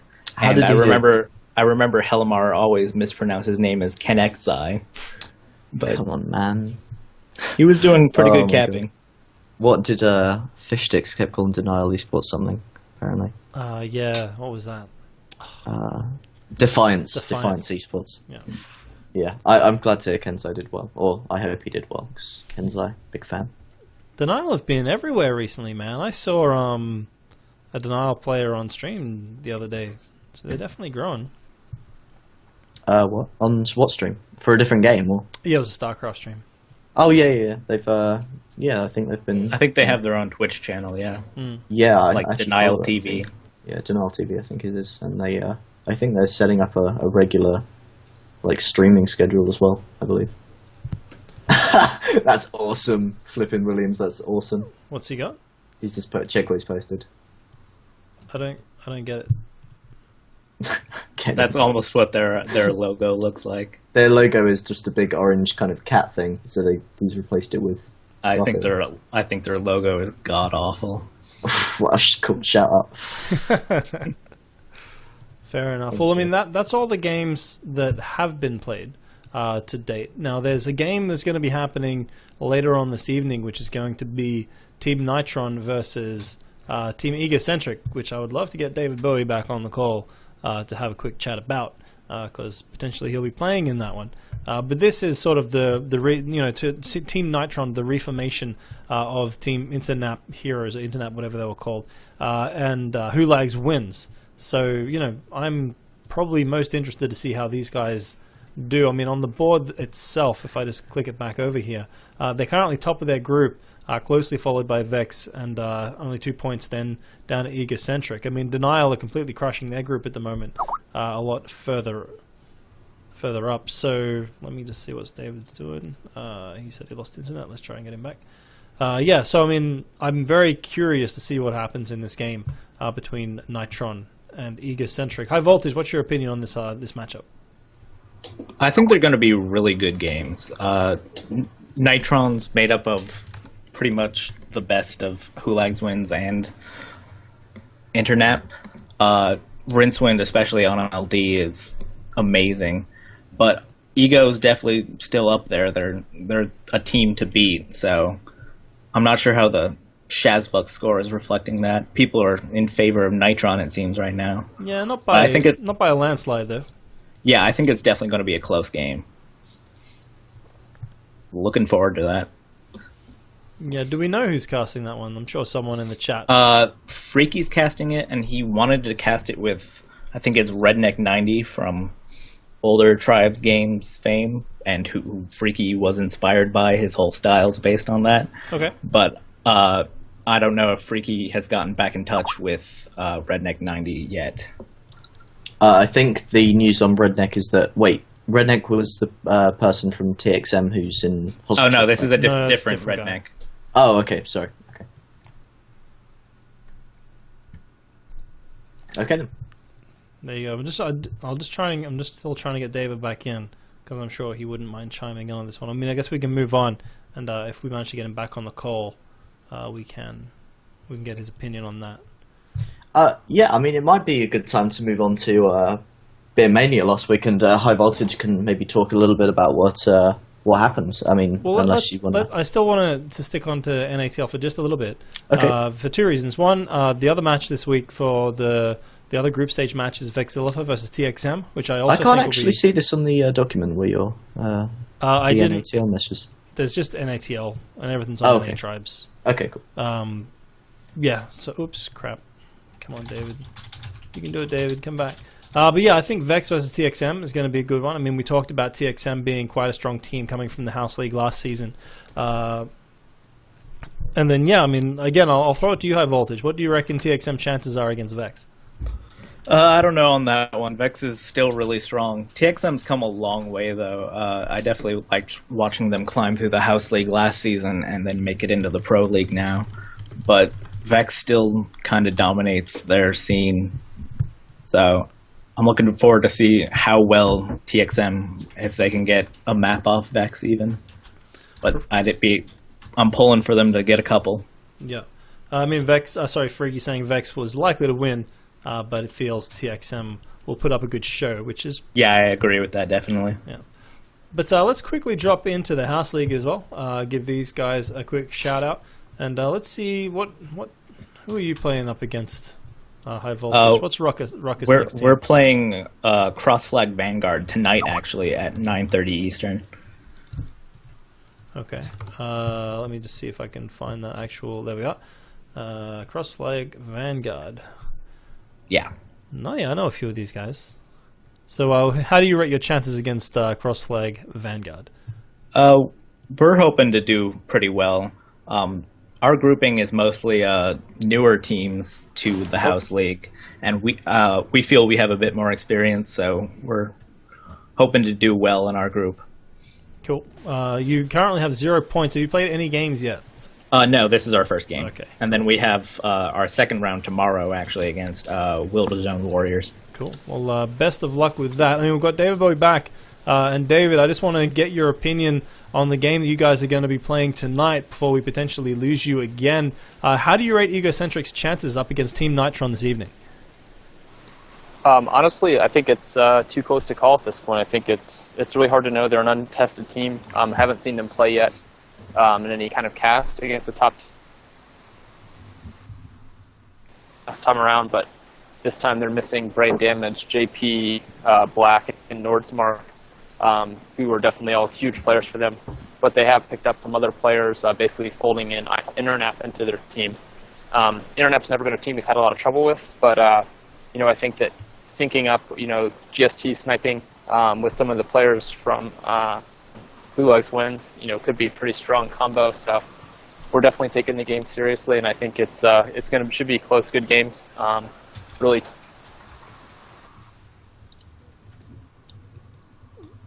I think we might have lost him again.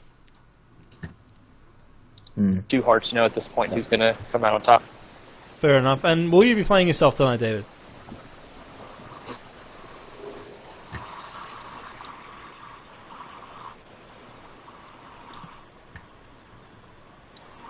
David. Most likely not, actually. I've had Qualm has spent the time to learn the routes on these maps that I have not. So I think that he's going to be in capping in my place on these maps tonight. So I'll probably just be watching the cast and giving some strategy talk between the maps. Cool. I'm just having a quick look over our card, and I don't think there's too much else here, David, that that would be completely relevant to you. So I might give you a chance now while we're still going on the call to give any final thoughts and shout-outs, and then maybe we'll let you go because it is quite a bad connection we've got with you.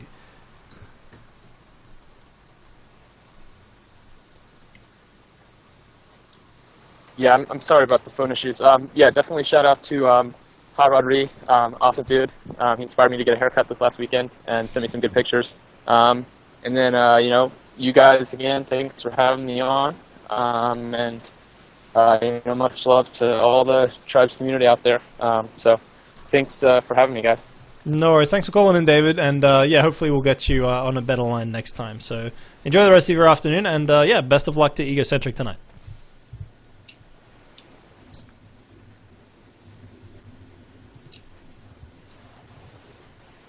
All right, cheers. Okay, I'm gonna drop him off. Thank you very much, David. That was David Bowie of Team Egocentric, and we're going to let him go because he's doing a great job trying to call us there from his little telephone. Yeah, he always does that. He always has the phone calling. He's been on, 3-4 times? Yeah, he's been on a couple of times. I think he just Scarpa's out of work and then finds himself a little nook or cranny and gives us a call. But unfortunately tonight the internet, the wireless internet gods were not with us tonight. So yeah, I mean that's, to be fair, it's dedication to call in that way. Absolutely. I think. So yeah, that's awesome. Cool. So let's touch on very quickly just on the rest of the House League. I mean, at the moment we've got Ends with Attitude currently leading Group 2 with 12, which means they basically haven't dropped the map yet. So they're doing very, very well. Shock and Tor also doing very well, and MIA Black doing very well. Also, K-Out, probably the team that I would be most interested in from the House League, also leading their group. Is Little still playing for K-Out? I don't know. Can we check? I assume he's still on the roster. Okay, right, so he's on the roster. I think he is still playing for them. I believe that is the case. So shout out to K-Out. Shout out to K-Out, indeed. K-Out and La Chupacabra. Very cool. I wanted to mention real quick, though, with Group 2, the standings currently are because Element of Surprise lost a lot of players, so they joined up with Scared Hitless. So a lot of the points in Group 2 are reflecting on Element of Surprise had to do forfeit wins, which I think is actually going to get cleaned up when Element of Surprise's members all move over to Scared Hitless. So those points may disappear. I'm not exactly sure how that's working. Fair dues. Well, like I say, we'll see how that all shakes out and what it looks like in the playoff stages. So, I wonder, has Love Chupacabra played yet? Yeah, they lost to MIA. They do have a very cool name. All right, let's move on, Stu. What's next on the card? Next up on the card, let's see, 'cause we've gone in a bit of a funny order. Done that. So, I think we could move on to what's happened last week's Beer Mania. Beer Mania, if you don't know, is a very cool event that you run in the US of A, where everyone logs onto a Mumble server, drinks copiously, and plays different amounts of tribes in their own funny ways. I think Helamar is a big part of setting it up, and Highvoltage, you were a big part of setting up last week's. Why don't you tell us about it? Well, it kind of started back before Beer Mania. It was during the 10,000th cap for CAS 04, I think it is.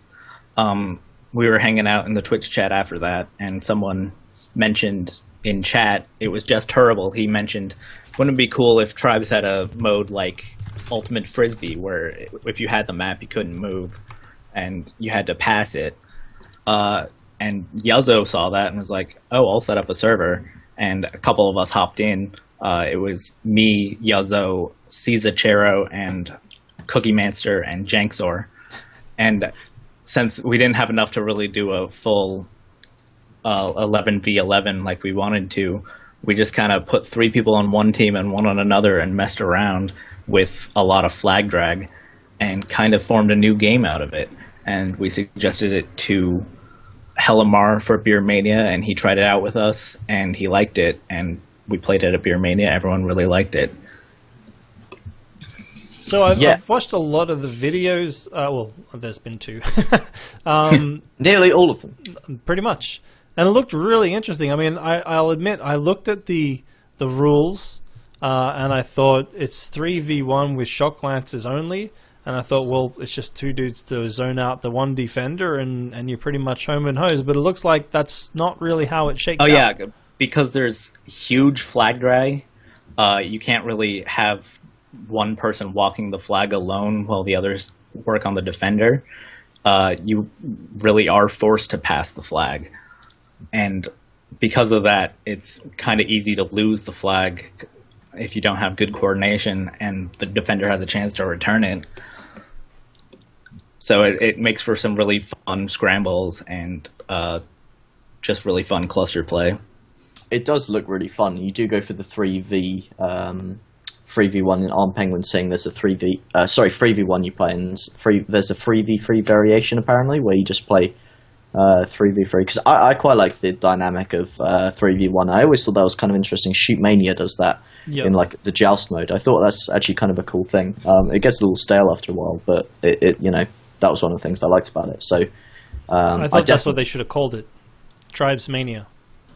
Yeah, I actually don't know where the name netball came from. Yuzzo came up with that, and I didn't understand it because there's no nets, like there's no balls. I mean, it's in netball you can't move with the ball, so you always have to pass. Okay. So I think that's where it came from. I guess. I don't think we have netball over here. It's more like Ultimate a Frisbee for us. Version of basketball, I think. Oh, okay. Vicelord, have you seen much of this netball thing? What do you think of it? I've seen like a little video of it on Reddit, I think, and I didn't even know the flag pack was on, so I didn't really pay close attention. I don't know. I should try it. I guess I've only seen it today, so I don't really have an opinion about it.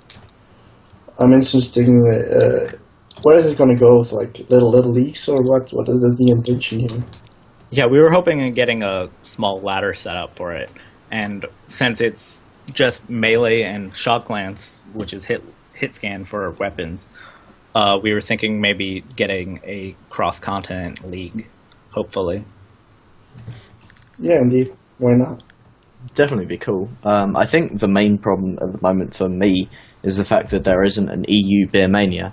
So, I mean, I wanted to show up to that one really bad, and I got too tired and I didn't have enough alcohol, and it was just, I can't show up for it at the moment, man. I've been hoping for EU to set one up too, because it's easier for us to drink in the morning than for you guys to stay up till drink in the the morning odd hours. Well, Hey, afternoon. don't question it, Doc. Dude, you know who you're talking to, right? Yeah, I know. I think we did get you to drink in the morning, didn't we? When Christmas you were in special. Were you in Australia for the Christmas special? Yeah, it was 7 a.m. Oh yeah, Oh my god. Started cracking. that was beers. my first ever behind the blue plate. Really, that was a Oh. trial by fire on that Bad one. way to get started. I'm surprised you watched another one. Oh no, it was so fun. It was worth sticking around after that. But yeah, like I want to try it. Like the nice thing about it, and Yozo was saying that apparently this is something that does happen while people are waiting for pugs to get started. They just start playing this netball variant, and I reckon that sounds like a lot of fun because this is something you can turn around really quickly. It's like that kind of drop in and play kind of game. So I'm actually really excited about it. It has really short rounds too because we have it to 2 caps and 5-minute rounds. So our goal was to make the rounds as fast as possible. So it's good to fill as a fill-in while you're waiting for a pug. Yeah. I think most caps win, right? Or Sorry, what, Vicelord. what's the rule actually? It's like most caps wins, or most amount of time that you have. We have a couple variations, but mostly, yeah, it's if you only get 1 cap, it's whichever team got the cap the fastest, or whoever gets the most caps if one caps out and the other doesn't. That works quite well, I think. But yes, I think someone mentioned that there should be a Stowaway Doc Matrix Yuzzo team. So I think we ought to put that together sometime. Yeah, I'd be up for that, man. We gotta maybe show match it against High Voltage. I guess it doesn't really fit with Yuzzo's kind of ideas for the soccer tournaments in the sense that one person teams are the best just because of this prize split, but maybe this could be a soccer tournament. Yeah, Yuzzo mentioned that when someone asked him to make a sucker, that people would have to donate more, so there'd be a bigger prize pool. Right. I can't believe that name is Get on that. Sucker tournament. I can't believe that's still a thing. Never mind. It just started from such a stupid thing, honestly. I'm not going to go into it, but come on. No, let's not drag that one back up. Yeah. Either way, it looked like a lot of fun on the videos, and everyone that's spoken about it has spoken very highly of it as well. So, so good stuff, basically. Yeah, it's a little fun thing that just caught on really well, and I'm happy about that. Yeah, and so Yuzzo has made an official rule set, and that's tropes.net/netball. I'm sure he'll post a link to it where you can read up on the rules and whatever. And The Hunted on Reddit made a NA server. The name of the server is NA space netball, and the password is net. Do we have an EU one? We don't have it. Oh yeah. I think Yuzzo did an EU one. I'm not sure if it's staying there. So Yuzzo originally had the server on NA, but he moved it to EU. Cool. Sick. So yeah, if you want to go play, sort it out. You can, and like Doc mentioned, it's a good thing where people are setting up pugs, and then you can, in the meantime, go and play. Only 6 of you to go and play a thing, so it's less than one 70-17. Is EU and no password, and the name is Tribes Netball. What the fuck? Or WTF? Sorry. Stow. Did I swear on the stream? Oh no. It's not as bad as what you were saying before stream. I don't remember what that was. To be honest. What did I say before stream? Yeah, I can't remember. Oh yeah, it was like. Oh yeah, no, that was bad. All right, let's skip through the last couple of topics. I think there's only 2 left. One is, and I'm going to do this every week, guys. Frag Nation, go sign up to it. It's awesome. Please, it's really good, guys. It's really good. Yeah, no, seriously. Yeah, I'm not going to dwell on it. I'm just going to remind you there is a tribes ladder forming on Frag Nation, and if you all went and signed up on that, it'd be really cool. So. Is that US only? The Doc It is Matrix US only. seal of approval. That's it. I'll give it my rubber stamp. Yeah. Is that US only? Or what? US It only. is US only, yeah. Or US. I don't know if it's US only. It's US based. Yes, I think that's true, actually. I think you probably can sign up, but you So EU, EU, start signing up. That would be funny, actually. Yeah, that would be good. Anyway, let's move right along. I don't want to dwell on that one because We've bang on that drum every week, and I'll still keep doing it. The other thing we had, which I saw Hi-Rez APC post about this, and basically the TA Mixed channel on Europe on QuakeNet is still going pretty strong. This is mainly a French community thing, but apparently their IRC bot is getting better and better. in terms of forming teams, and kind of like we talked about the Mumble bot a little bit earlier. Yes. Apparently, the IRC bot is actually really good. So there's a website ircmixed.com, and yeah, basically it's this IRC bot that forms pugs, and it has like an ELO system, so it kind of is better at picking teams and all this kind of stuff. So if you want another way of forming a pug, and you're in EU, go and join #TA Mixed on QuakeNet and give it a shot. I haven't played with it myself, but yeah, apparently all things mentioned have been pretty positive about it. Cool. Awesome. Have you played? I mean, I know you've tried some French pugs and stuff, Stowe. Have you gone through the French system? pugs, it worked. I would say that they're lower level pugs than we would have in the EU community. I hope I'm not offending anyone by saying that. But yeah, I mean, it was totally fun, even though I was playing on a team of people who were speaking mostly French, but they were kind enough to relay stuff to me in English, and I had fun. It was good, and the system after setting it up was, it was good. We had a good game. I do not speak French. Have you played with any of the stuff, Vicelord? No, I haven't. Okay. I only play the occasional pug, maybe a few times in a week, but no. And I don't speak French, so... Right. I just found it interesting that they're kind of trying to roll this ranking kind of thing in there. At the moment, the top 5 EU on their rankings are... well, that didn't work. Come on, load up.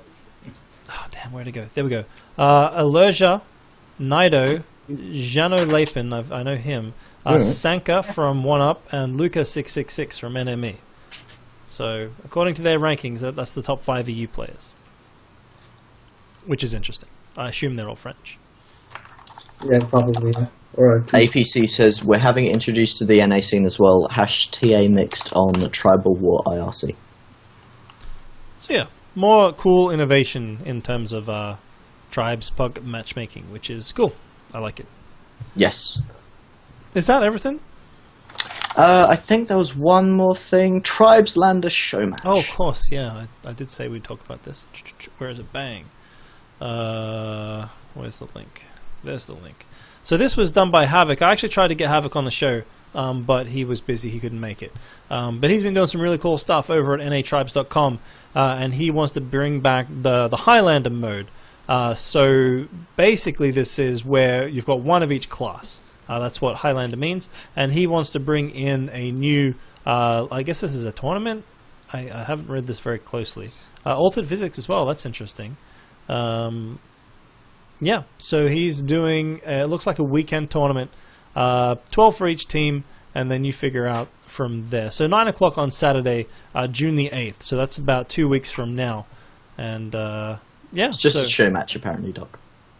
Show match. Oh, beg your pardon, it's a show match. Well, Yes. how are they going to pick the teams, or are the teams already picked? Teams selected at random the week before. Oh, I see. So you go and sign up, they'll pick the teams at random, and then they'll have a show match. Maybe they'll get Freaky to cast it. Yeah, man. I mean, I really fond of this. I actually played Highlander in Tribes, and it is really fun. We played against NA at like 4 in the morning, and Shaz was drunk, and it was really funny. So even if it's weekend things, I love it. I think it's just a different way of looking at things, and you don't have to take it seriously. It's cool. Cool. So yeah, we'll try to get more information on that perhaps next week. Seeing that there's a couple maybe weeks we can for get it. someone to talk about that. Yeah. So Highlander show match. If you want to get involved, head over to natribes.com and hit the link there on how you can sign up, and that will take you to a sign up page. Currently, there are 15 people signed up, so there's still at least another 8 slots. Don't do math on stream. I'm getting better at it. Math under pressure, there's nothing better. 8 on 15. Yeah. 9 plus 9 is 18. It's 23, so maybe 9 slots. Oh, because subs. Apparently the teams are 12 each, yeah. Oh, I see, subs. Okay. But I guess actually they could have more than one. I guess it depends if it's one show match or like a show tournament. Because it's interesting. Like they've got, like I said, 15 people signed up. And then everybody's pretty much willing to do everything in terms of roles, which is interesting. But I guess that's what pugs are like, right? Okay, cool. Cool. All right, I'm going to throw up the call-ins stuff. We already have 2 as Do well. we really? So. Wow, that was quick. Yep. Well, in that case, we don't really need to stall. So, I mean, okay. So, first things first, everyone on Skype, please move back over to Mumble so that we can do the call-ins. There we go. Okay. Now, Sto, do we do call-ins before we do Blue Plate Challenge? I don't remember. I think we do Blue Plate Challenge last. We do Blue Plate I Challenge think last. that's what we do. All right, then we'll do call-ins first. Let's do it. Was Anarchy first or was Hellamar first? I don't know. Hellamar, I believe, was first. All right, then he can come in first. Hello, Hellamar. How are you this evening? No, Hellamar said, bring Anakin first. Holy Get rid crap. of him, get rid of him, Well, get all rid right, of him. okay, bye. Throw me away. All right, Anarchy, you're in first. How you doing, mate? Doing pretty good. Thank you for asking. How are you? Hello, Anarchy. Very well, Hi, Anarchy. Stowaway. I'm so nervous around you. You're so sexy. I know. Andrew. All right. I just want to say that I'm actually calling out Shaz, who is currently apparently studying outside, like literally outside, to get a tan. And he's gonna have a tan off against me. He thinks he can tan better than Doesn't me. he live in All right. Sweden? I don't know what. Yeah, he he sun lives in over there. Sweden. How do you get a tan in Sweden? That's what he said he's doing. He's outside studying to get a better tan than me. All right, so here's how it's going down. I'm pay to win because I go to a tanning bed. All right, he's free to play because he's outside legit getting that from the sun. I'm gonna beat him. I'm gonna win. USA all the way. So how is What this if he gonna be does spray measured? on I don't tan? think you've thought about what's within the rules here. It's just whoever looks darker, I guess. I don't know. I mean, Whoever But gets I mean, cancer no, first. it can Do we just get change the cancer lighting. first? no. Wow. Well, listen, Wow, if we you're went there darker, then. and you have Can't go back cancer, on that I guess one. you win. I'm just saying, like, I'm gonna win. I mean, pay to win always wins. So you know. Oh, shout out to Beach Bum Tanning. I love you guys. What if Shaz just like coats himself in boot polish? All right, well, that's cheating. I mean, you can't boot polish. Well, I where mean, do you come draw on, the that's- line between spray on like tan and boot artificial polish? tanning, like All right, real no tan. spray on tans, just legit UV rays, whether it's in a tanning bed or you're outside, you know, sucking in the sun. That's what we're going with. Okay, so it's got to be UV legit, kind Yeah, of like UV this legit. is honor mode essentially. Yes, This is honor kinda. tanning. Yeah. Who's gonna be judging? You guys. We're gonna judge. I guess this is Yeah. okay. Yeah. Maybe this is a secret plan. I mean, but you're by already Shaz to darker than give him. Anarchy cancer. Well, then Wow, he's got some catching up to do. Come on, I think can't Stowaway go should back get in on on this this. stuff. Stowaway, you want to get in on this? Come on. dude. I don't know. You can be I'm the pretty- spray on. Oh, I can do spray on. Yeah. Just do one half Well, of your we body don't get the stuff. sun in Handicap. England. So Yeah, I'm do a gonna have half. to Do a half. Be a I'll do half. two-face. 'Cause I only show half of my face on the stream anyway. So Yeah, that's good. I'll just get I'll get this side done, and then I can. That'd be keep so, this, and then like you can change camera angles, and you'll have like a different personality for your other side. yeah, Two Face. Too fair. That's awesome. So Oh, that'll be fantastic. okay, cool. So gold to the winner. Yeah. So next week we'll see who's darker. I mean, everybody knows it's going to be me, but whatever. Okay, cool. Well, best of luck, Anarchy, on your Thank you for the very important news. on your quest for more Totally pigment. Tribe's relevant. Thank you But- guys. Thanks so much. Awesome. All right, see you, Anarchy. Best of luck. All right, I'll bring in Hellamar. How you doing, Hellamar? What's going on? I'm doing pretty well. How are you guys doing? Very well. I'm fine. And 10 on 10. High Voltage, I want to say that, I'm just going to call you Santa Voltage from now on. So, I hate you so much. I know, but that's okay. Doesn't he need a white beard to be Santa? We can get there. It's Head beard. of We just have competition. to, I'll we just dye have it, to scare the maybe. crap out of him, so, we can work on that. But no, I wanted to, Doc, can I drop the, one of the guests for next week? Is that okay if I do that? Are they confirmed? Yeah, they said, it's a go ahead, so. Ooh. I'm not sure if next week's the best week for that. Okay. Just so next week's our 1 year anniversary show. Oh, okay. So we Yeah, might. we're gonna be having candlelit dinner and I stuff. know we and might so want to it'll be a bit, postpone them for another week if that's possible. I bought Okay. Marvin Gaye CD. that I going to will- be a problem? Get serious. I'll talk to them and I'll But I'm happy we'll for you to figure things tease it. Go on, tease it. Tease it. Okay, so yeah, I'll tease it. I won't confirm for next week or anything like that. Tease Then. it. But last week we touched not we, you guys touched on Cass 04's, his 10,000th cap, the whole little thing that APC did for for them, and I've spent numerous hours in Mumble talking to them, and kind of just going over things. And I just literally got a message from Xiphon saying that they were good to go for next week. But like I said, I'll talk to them and we'll figure things out.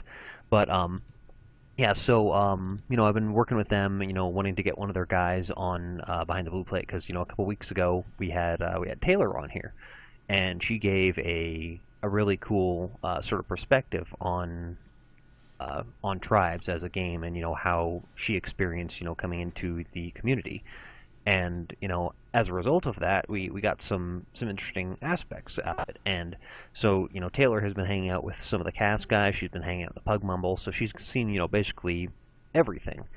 And so the cast guys, they have another really unique perspective on things as well.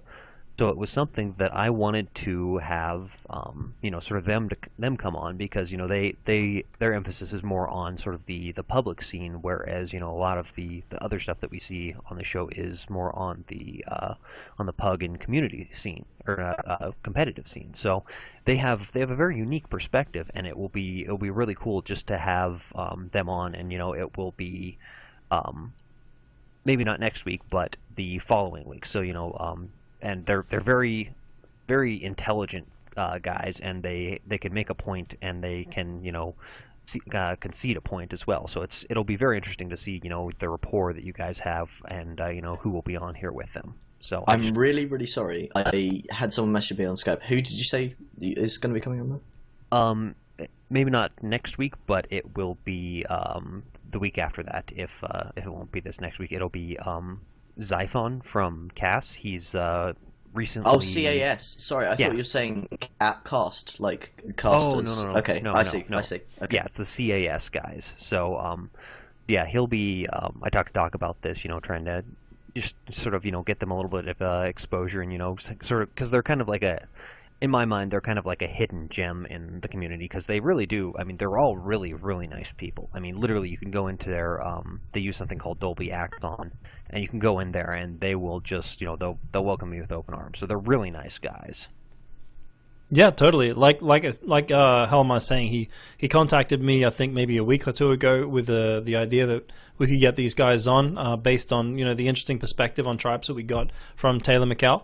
And yeah, I think it's a great idea. Like, as you say, this show mainly talks about the main NA and EU competitive communities, but there's a lot more people than those communities playing the game, and it would be very interesting to get their perspective on the game, how they play, why they play, and all that kind of stuff. So I'm really excited to have these guys on, and to talk about their kind of philosophy on tribes. I think it's a great idea, and I appreciate everything you do to make this happen, Helma.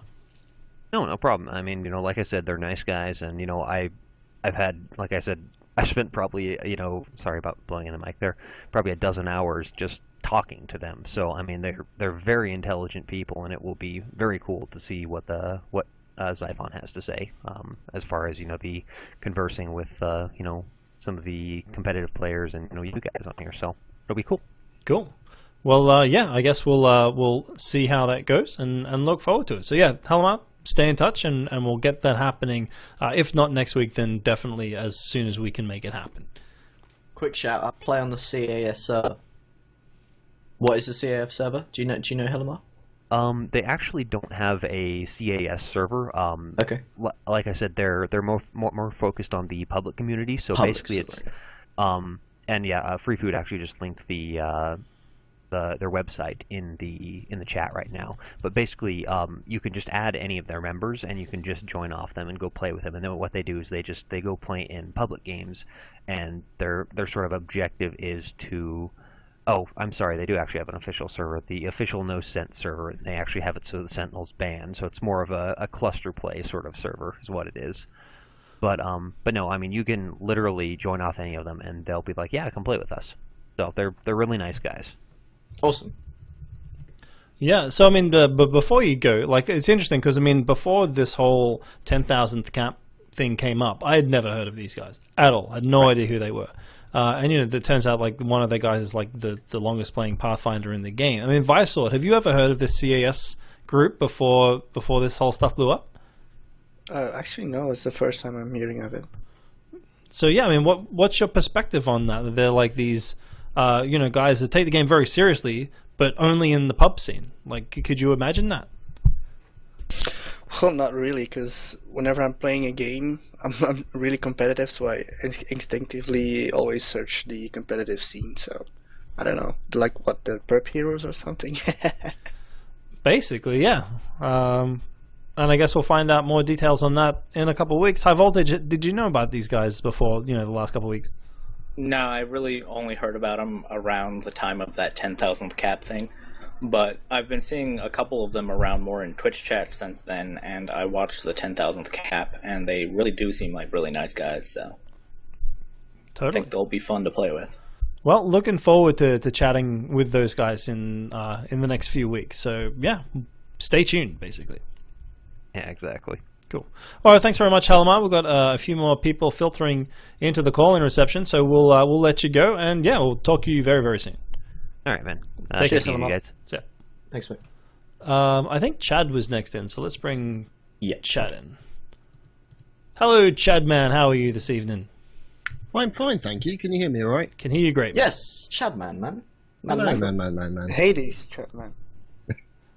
How's it going, guys? We're doing really It's well. good. For anyone that doesn't know, Chadman is a very old school Tribes player, been around for a very long time. I did join in on the whole casting gig for a little while a few months ago, and has been sort of running his own Twitch channel and YouTube channel. And I think you hit a big milestone with YouTube today, Chad. Did I? 500 videos or something? Yeah, I finally released 500 videos, and I haven't even made it to a year, so essentially I'm either very prolific output or just a damn spammer, so but yeah, it's not too bad. Yeah, a possibility of both, but either way, as you well know, spam does not guarantee quality. Absolutely. So what can we help you with tonight, A Chadman? glowing review for your own channel. Take some balls, man. Yeah, well, tell it how it is, mate. That's what I believe. I don't believe in sugarcoating any of that kind of crap. So no, I just wanted to have a chat with you guys to see how things are going and how you think the state of Tribes is actually going generally as a game. Do you feel it's starting to recover, so to speak? I mean, obviously it did have a little bit of a downturn for a while, but it has actually started to make quite a significant sort of burst of activity recently, and I think that's a great thing. And I'm just wondering if you guys are seeing that at all. Well, let's throw it to the panel. I mean, Vicelord, what's your opinion on the state of Tribes at the moment? Maybe focus on the EU scene. I don't know. I think it's stagnating a bit now. I had the impression that when you compare UETL Season 1 and 2, and there's more teams now, so I guess it's doing pretty okay. It's just sad that we lost a big player base at the start of Tribes Ascent, so I just hope it doesn't go backwards from here. How about you, Highvoltage? Maybe focusing more on the NA side of things. I've seen a lot of new players coming in, especially on the Twitch channel, watching chat there since Game of the Year. In fact, we've had a couple both today and yesterday. New players say hi and what's this game like, downloaded it, and they fell in love with it. So there are a couple of them might even be in chat right now, and they're sticking around. That's pretty cool. Stowaway, thoughts on the state of the game? So I think what we've just represented is quite accurate of what's going on at the moment. I think Vicelord has basically said that EU is suffering a little bit at the moment. Not stagnant, I wouldn't say necessarily. There's still life within there, breathing deeply and raspily. Maybe could use an inhaler, asthma inhaler or something like that. But NA's been looking really good recently. So it's a bit of a, not yin yang. There's two different situations at the moment, and then Oceania, we can hear them from the bottom of a well somewhere, but they're holding on. They've got trench foot, but they're there, and it's important. So that's how I'd summarize it. It's a bit of a mixed bag, trail mix, If there was more content released on a regular basis, it would really increase the player base. It's true. We haven't had a patch in a while. I mean, I'll echo everyone's statements there, Chad. The NA scene is looking better than ever, and they're only growing. The amount of teams they've got in their house league of the NATL, the North American Tribes League, is fantastic. I think it's like, gosh, over 16 teams. So there's at least 4 groups. When I looked, there was probably more than that. And of course, the Pro League, they've got plenty of very, very high tier teams there. Over in EU, I think things are actually on the growth. It's just that we're always comparing the two scenes, right? We're always comparing North America to EU, and North America is booming and EU is growing gradually, very gradually. So comparatively speaking, it feels like EU's sort of stagnating or not doing so great. That's my opinion. But as Stowaway said, Oceania and some of the other regions are suffering quite badly. I mean, one thing I remember from the early days of Tribes is that I think it was kind of similar to a certain degree. There was a massive take-up of Tribes to start with, and the Americans, I suppose, tended to be a little bit more, or the Americas, so to speak, taking that entire area as one, so to speak, tended to be a little bit more enthusiastic in their take-up of the game. The Europeans, I suppose, it kind of grew on them in a way a mold does, I suppose you could say. But the thing is, the whole point is the fact that it's a kind of thing that the American market and that kind of thing, they jump in, they get involved, and they charge in, so to speak. Whereas I tend to find the Europeans tend to be a little bit more cautious, but sometimes as a result of that, they are kind of there for the longer term, if that makes any sense. Yep. Sanchez in the chat has also mentioned that the French community is still quite strong as well, and that's true. We don't really hear much about them. They're kind of fairly insular, but by the looks of things, the French community is just as strong as ever as well. Yeah, I'd say strong in a different sense, in that they have maybe less competing teams, but their pugging scene is still going strong. Yeah. At least from what I can tell. So strong in maybe a different way to, I think they pug more than the rest of Europe. Yeah, probably. So yeah, different ways, but it's definitely cool to see they're still playing, and I think quite a few people cross over and play in both. So, or at least should, because it doesn't make sense to me to split the community, especially France is in Europe. Might have France is in Europe. Well done, geography. Yeah, man, I got it. Good to see that educational time has not been wasted. It's been good, man. He's just finished university as well. He just graduated. Sweet. Really? He actually has a qualification. What in? Music technology and music and audio technology. Music and audio technology. Right, why you got to be mean, Chad? Why you got to be mean? I'm not being mean. I'm asking a question. I'm asking a question. All I'm trying to do is validate this information that you're giving me based on your education. Okay, man. Okay. All right. Yeah. Okay. Calm down. Unbunch the panties. We're not having a fight here. Okay, go. Okay. Are they unbunched? Are you happy now? They're a bit tight, but go on. Yeah, but that's more of a lifestyle choice. Anyway.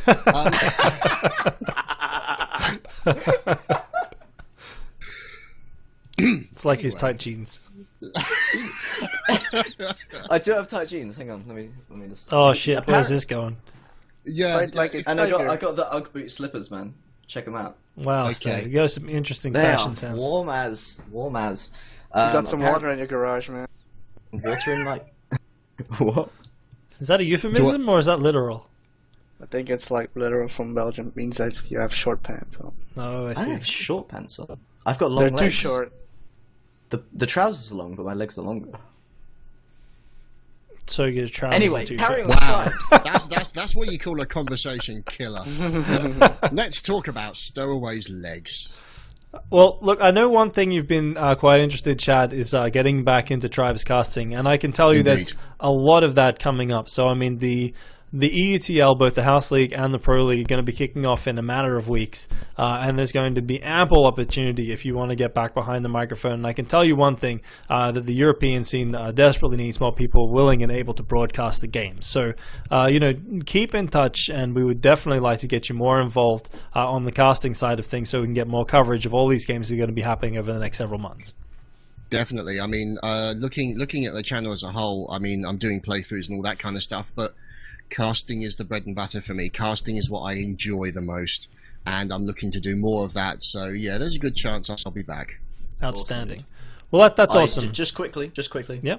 Sorry, I thought you were going to just dismiss him then, but I do want to quickly say you should definitely check out Chad's different pages. So that's twitch.tv/Chadtopia and youtube.com/TheChadtopia. I'll post them in chat, and you can follow him on there because Chad's pretty cool. Absolutely. Got plenty of time for you, mate. Isn't that sweet? I feel I briefly, for a brief millisecond, felt bad about what I said to you. Briefly. You said you might come to I-49. Is there any news on that? I-49? When is it? It is August in August 23rd. August 23rd. I have absolutely no idea. I had no plans to. It's a possibility, depending if I at least come along for a day and say hi. You know, spectator thing's pretty cheap. Oh god, yeah. Well, yeah, absolutely. Yeah, that'd be a good laugh. Yeah, man, it'd be sick. Sound fun. Cool. Awesome, mate. We've got a few more call-ins to get through before we wrap up the show. So thanks very much. And yeah, we definitely want to keep in touch, so don't go anywhere. No plans to. See you later, guys. See you, mate. Cheers, Chad.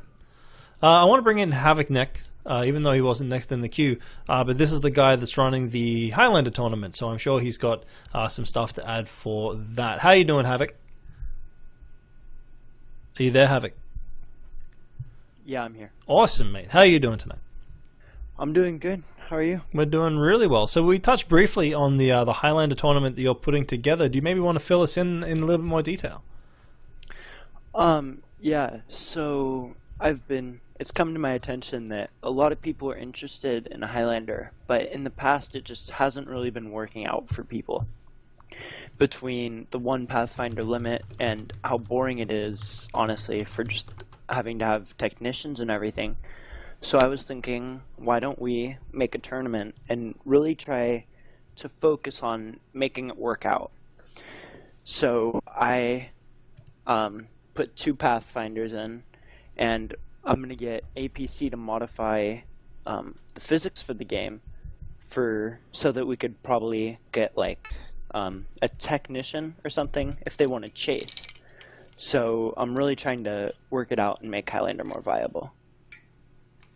Cool. And so this is happening in a couple of weeks, and I guess people will go and sign up on natribes.com. Yeah. If you just go into the news section, there's an article and a sign up. So I mentioned that there were 15 people signed up already. So is there a limit? Like, do you cut it off at 24? How's that going to work? I may cut it off at 24, but if there's enough interest, I might just do 2 matches that night and get 2 working. Cool. So, and what's kind of like the end goal? Is it just to sort of expose people to the mode? Is it, potentially to progress into something else? What's your ambition for the project? I'm just really trying to make Highlander viable so that maybe instead of 7v7 someday, we could have 7v7 and Highlander or something like that. Just make it able to work, Cool. Does anyone else have questions or comments for Havoc on a potential Highlander show match or tournament? I love the fact that people are going to be playing Highlander. I think it should be casted and seen. I don't know about how many people will feel up for 9v9 Highlander as a regular thing. I don't know. I'd like to see that if people want to play. That's awesome. But for me, it would be something I'd like to play every now and then to supplement my tribe's experience. Just to answer Wendell in the chat, Highlander is where you have one of each class. So Havoc, is this going to be a 9v9 thing? Yeah, it's going to be 9v9. Highlander is just... It was going to be Highlander, and then I'm just kind of loosely using the term Highlander to associate with 9v9. Oh, so it's not one of each class? No, because you could have 2 Pathfinders. So somebody can switch off. Okay. I didn't realize that, because that's interesting. Because brief history lesson on the name Highlander. I think it came from TF2, and it came from, what's the film, Braveheart? Because Highlander... No! The movie Highlander! Fuck! God, Stowe! Whatever it is. Whatever it is. There can only be one. That's Jesus. You've committed a great nerd sin. Just you need to go and hire that movie. Holy I'm like shit! 12 years old. Oh, I'm Sorry, so disappointed even in you recognize, now. I don't think we can even. I think I need to fire you. Totally. Like, wow. Yeah, you didn't. You said a Norwich cat before. It was Garfield, dude. Christopher Lambert and Sean Connery, dude. I mean, it's Wow. Gosh, though. But yeah, to answer your question, it was going to be Highlander, and actually, I used to play competitive Team Fortress 2. Well, I guess I still do. So that's where I got the idea. Sorry, Havoc. I completely got derailed by Stowe's ignorance of the movie. I haven't seen Highlander. I haven't seen Titanic. I haven't seen. Oh, that's fine. Titanic Lion shit. King. I haven't seen, a bunch of films though. Have you ever been to the movies? Yeah, crap films. The new Star Trek movie is pretty good. That's your problem. Thanks. Twilight, thanks. probably. Yeah, I mean, what's his Team name? Bella?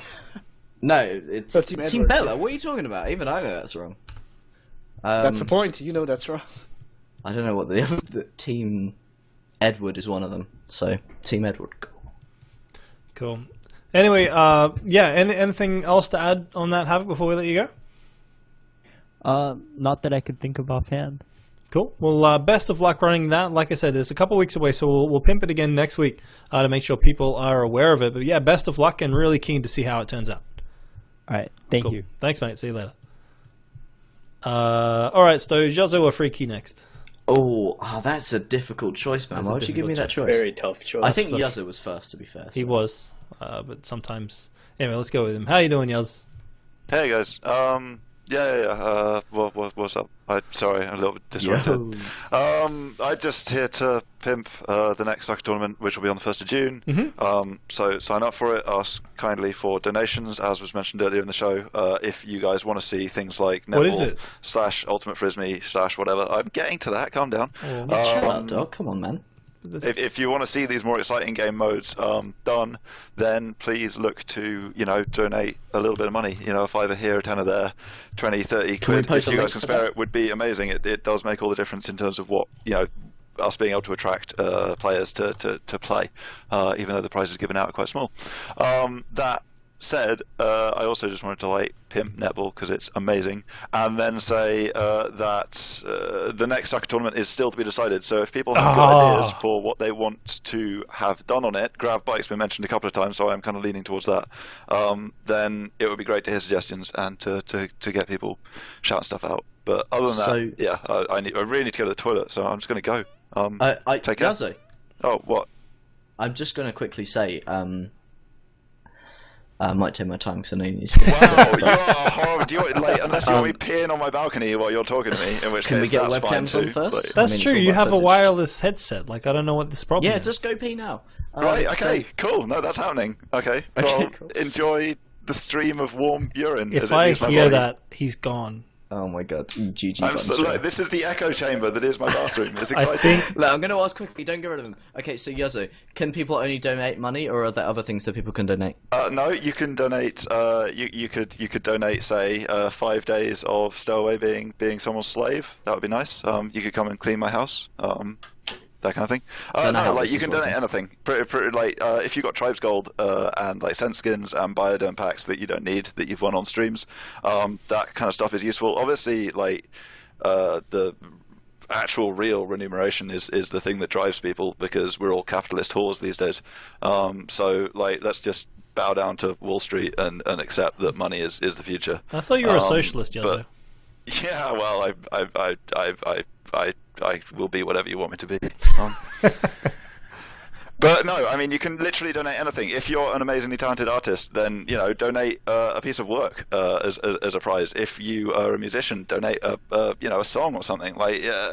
You could donate anything, and they'd all be interesting. It's a community-driven thing. It's not about winning, although Kenneth and JPY would probably tell you otherwise. But it's the prizes are there to act as an incentive. So if you've got something that you think will act as an incentive for someone, then yeah, that would also be a good. That would be good cool, thing. actually. Win the soccer tournament, Yeah. you get a commissioned piece of artwork. That would be neat. Yeah, definitely. So I'm looking at Zyphon Hunter to sort something out there. He says he's an artist. But is there a link that people can look at if they want to donate anything? Because I think it's definitely something you should pimp out. I mean, there's my contact details are on trobes.net or yazo.net if you want to Or find junkies me. and whores. My email is david.luna@luna.co.uk, so you can just mail that if you want. One person's actually already emailed, and I'll respond to them before I go around shouting their name about, because it's a bit rude to put people in shit. But yeah, sorry, I swore. That's bad. I'm bad. Hello, Highvoltage. I can see you. That's really creepy. You can't see me. I'm done here, by the way. Like, can I go now? Fine. Thanks, Yazo. Catch you next time. Thanks, Yazo. I gotta pee. There he goes. Vicelord, have you played any of the soccer tournaments yet? No, I haven't. So they've been I'm pretty up for good it. fun, actually. The Rabbit tournament one was hard. The I Marauder was one. actually gonna participate in the Shrike one, but then something came up, so I couldn't. Fair enough. I'd like to play another one. I had a real good time. The Marauder one was probably my favorite. Just because yeah, I we wasn't had some good useless. fun with that because we beat you, High-Voltage, didn't we? We did. Oh yeah, you did. We can rub that in. Yeah, we totally kicked your butt. I'm still blaming King. Who did you play with? I forget. Started with a actually. T. Yeah, I feel bad Because now, you got but I subbed don't onto it, remember. didn't you? But yeah, that was fun. Even though we got rolled. Oh, we got shafted in the draft, man. Yeah, we got put on against Kennett. And, Yeah, and that's who was bullshit. Shrek. But yeah, him and Shrek. God, that was not too good, Pro but it was League. fun. Anyway, let's pull in our last caller and put a bow on the show. And we have none other than Freaky here this evening. How are you doing, Freaky? Hey, Freaky. God damn it, Freaky. He's muted. I've got him. Freaky. Okay, thank you. Hello. Hello. Hello. How you doing? Alright, so I have 4 Hello. quick things. I'll make them quick. I know you have more stuff to do. I feel like we need to make a list of movies that Stowaway needs to see that would like totally cultural shock him. Absolutely. I'm gonna And watch not make him a hipster Trainspotting soon. anymore. I'm It gonna watch might make him Trainspotting soon. emo, but we need to stop Whoa, the hipster. come on. So, alright, what are your top 4, Freaky? Huh? What are your top 4? What does he have to see that maybe he hasn't? Oh, well, Highlander, obviously. Yep. I think Lion King's have way you up seen? there too. That's down that list. Yeah. Fight Club. Have you seen Fight Club? I have seen Fight Club. Okay. How about any of the Star Wars? I've seen all of the Star Wars. Okay. If you hadn't, It's you'd be not off the that show. bad. Yeah, no, that would be unforgivable. But anyway, yeah. You need to see Highlander. No, come on. You're driving this point. Sorry, what haven't I seen, Freaky? What haven't I seen? I don't know. The Sixth Sense. Yeah, I've seen The Sixth Sense. It's a bit crap. Oh, yeah. That's not that bad. All the If that's in Indiana your Jones. top films, Vicelord? Go see Equilibrium, Yeah, Stowe. right? That's a good Equilibrium. one. Yeah. That Brokeback is a good Mountain. one. Christian Bale. It's pretty awesome. Okay. Not many people know it. That's not the one he lost about £200 for, was it? Or No, was that's that Machinist. Machinist? No. Yeah, Machinist. That was also very good. Okay. All I'm right, going anyway, to see so- Trainspotting soon. Trainspotting. All right. So All of the my- Schwarzenegger movies. Oh no, balls to that. Zal, you must see all my films. There are billions. Zal, I've never been to Mars. So anyway, Okay, point number 2. I just wanted to, do a really quick shout out. I put up a West server with the NA Tribes comp rules. So it's just sitting there and collecting dust. So Okay, I got a point here. Okay, next cast, we need you to cast as Arnie. oh god. Didn't you try that already? I But, like, did. I got through the intro like That would be halfway very through the hard on your intro. throat.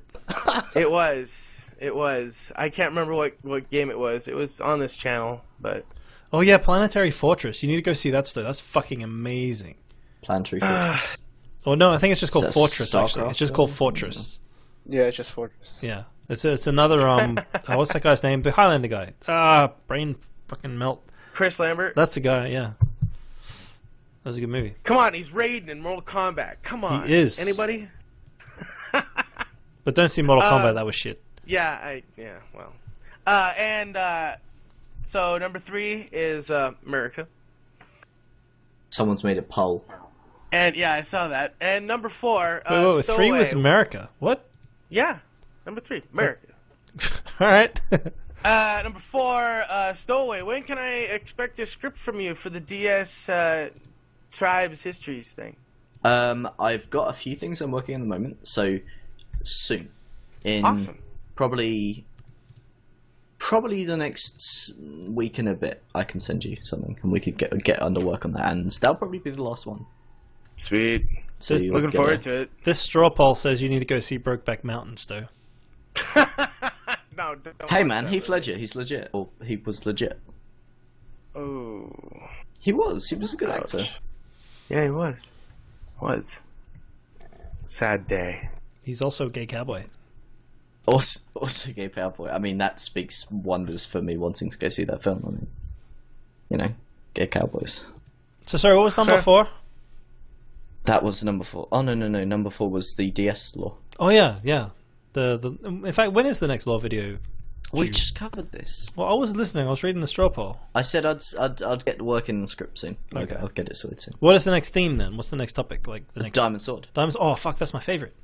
Yeah, so it's going to be the next one because I've been slowing it because I've been doing other stuff.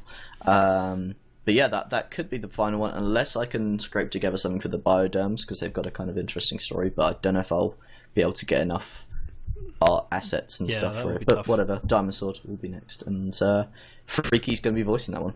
Sick. It's going to be sick.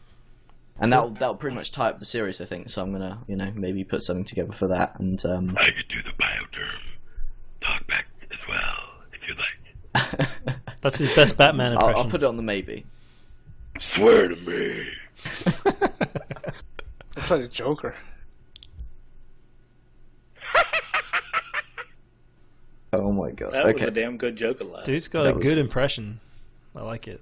All right, Okay, well, so- Freaky, you're wait, the last just call. quickly, In any quickly. Yeah, go on, Sto. Yes. Doc Matrix impression. I can't do that. You can't do that. I'm too No. unique, Sto. It's too bland. Oh snap! Gee! Wow. Ouch. I don't know. You know what? I'd have to listen to him a lot more to get it down. Could do my Freaky impression. I'll work on it. Oh yeah, do it. Oh god, that's gonna be good. And he's picked up that puppy and he's off to the races. That's it. There you go. That's my Freaky impression. I think you cut out for most of it. Yeah, I know. I heard the fuzz in my headphones. Yeah. The stream would have heard it though, because it wouldn't have cut out. For Yeah. that. Oh god. There you go. All right, Freaky. Well, yeah. Any final thoughts? You're the last call in. No, that's it. Tune in tonight. I'll be on the mic. I think Helamar's cameraing and might be my side commentator. But yeah. Shout out to your housemate. You little Facebook stalker, you. Dude, come on. Let's be honest here. All right, we're gonna let you go, Anyway, Freaky. Thanks see for ya, the call in, and best luck with the cast tonight. Thanks, guys. Cool. See ya. See ya, Freak. See you later, man. All right, cool. We've got one final thing to do, Sto. Yes, so this is the Blue Plate Challenge. Every week we issue a challenge to everyone watching, and you can participate in it by submitting a clip under the challenge that we give you. And last week's was a scavenger hunt. You had to get 5 things. You had to get a blue plate, a mid-air melee, a headshot, a mortar artillery shot, and a someone else. Well, we'll see him in a sec. Yeah, and it was the first person to submit. Normally it's the best clip we get. This time it was the first one, and the winner is Alex I'm Sauce. I'm Sauce is his in-game name. I won't say his whole Oh, name. you've got a but runner up here. I didn't get that one. Yeah, sorry, I did that today. let Quite me late. try So to get that. if we didn't play, whatever.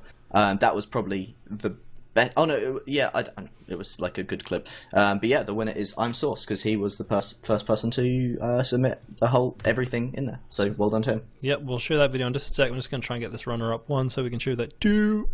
Right, so I'm going to show. So this is the winning clip. We'll show the winner first. No crap, no sound. Let's try this again.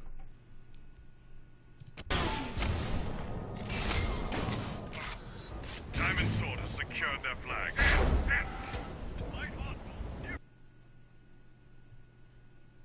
What happened? That's not right. What happened? Come on, play. Diamond Sword has secured their flag. Oh man, this thing's not working. It's cutting out. That's odd. Alright, I'm going to show the runner-up clip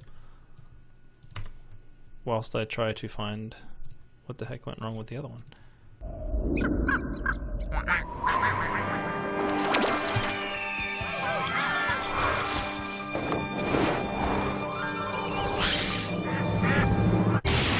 adventure time. Come on, grab your friends. We'll go to very distant lands. We'll take the dog and then the human. The fun will never end. It's adventure time.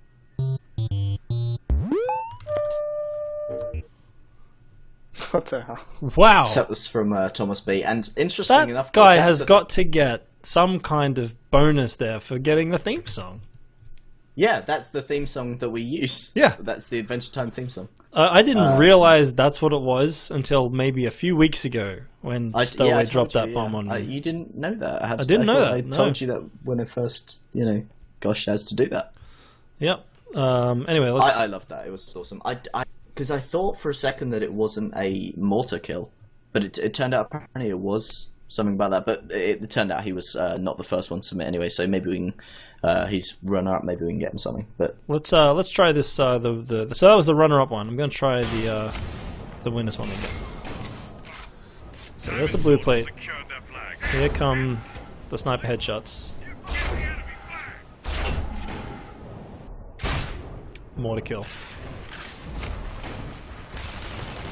Mid-air melee. And inventory station kill. inventory station. Absolutely. There you go. Of course. So, yeah, well done to who was it? Alex. I'm Sauce. Don't say Something surname. strange. Yep.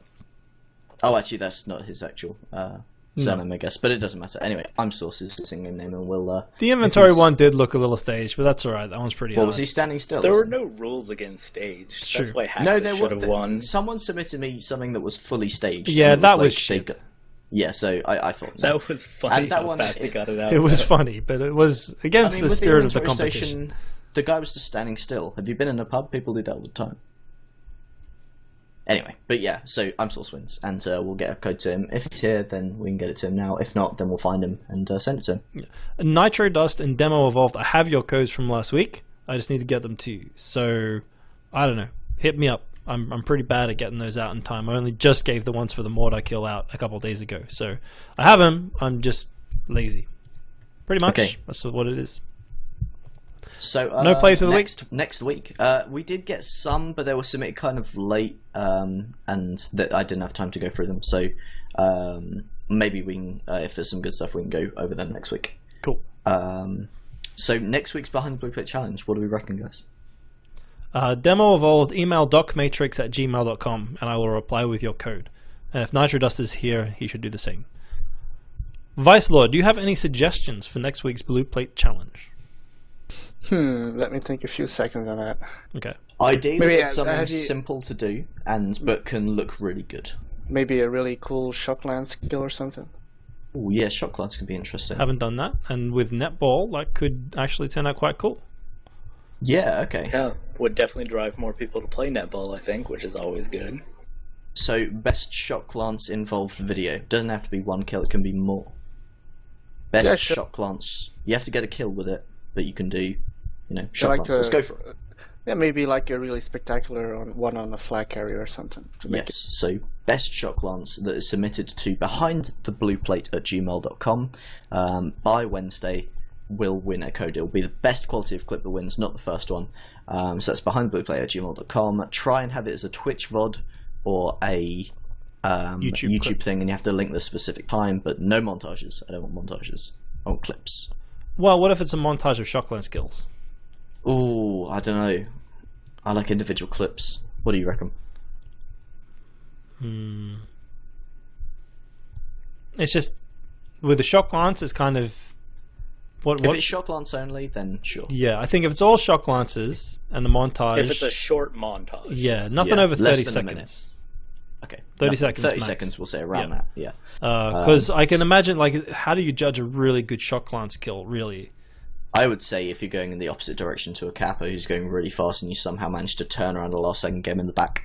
Maybe. Yeah, Twitch one. Yeah, that'd be good. yeah, fair call. Like a 180. Yeah, So, yeah. but Just we'll be shot pretty glance in general, broad, submit your and shot so glances. we'll be a bit fuzzy with what makes the best, which could include a montage, but we won't guarantee it. Montage could get trumped by a single kill, so don't think just because Yes. you put a montage that you'll win. All right, cool. Well, that pretty much wraps up the show for this week. So let's move into final thoughts and, of course, the shout-outs. And we'll start tonight with Vicelord. First of all, thanks for having me. It's been fun like always. I'm looking forward to the season 2 of EUTL. I hope it goes really well. I hope the servers will be fixed by then. And shout out to all of you and to my team Showtime, except Evisk because he sucks balls. Outstanding. Highvoltage, over to you. First off, wanted to say thanks for having me on. This has been really fun. And shoutouts to my team Ruckus, especially Chedox and B-Boy, who were yelling at me in IRC to say hi at them. Shoutouts to Twitch chat. I got a lot of friends there. They're what keeps making me come back to Tribes. Annie wants to make sure I shout out to Stowaway's Ovaries, so there's that. And shout out to Hellamar for being slightly less cute than APC. Age-old battle. Finishes with a bomb. Wow. All right, hey, Stowe. he's still pretty cute.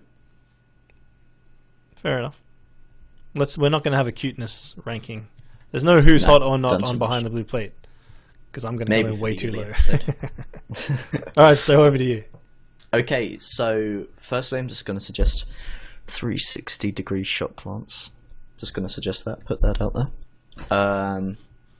Then I'm going to obviously shout out to my Stoveries. That was awesome. Shout out to Minimix. Awesome stream today.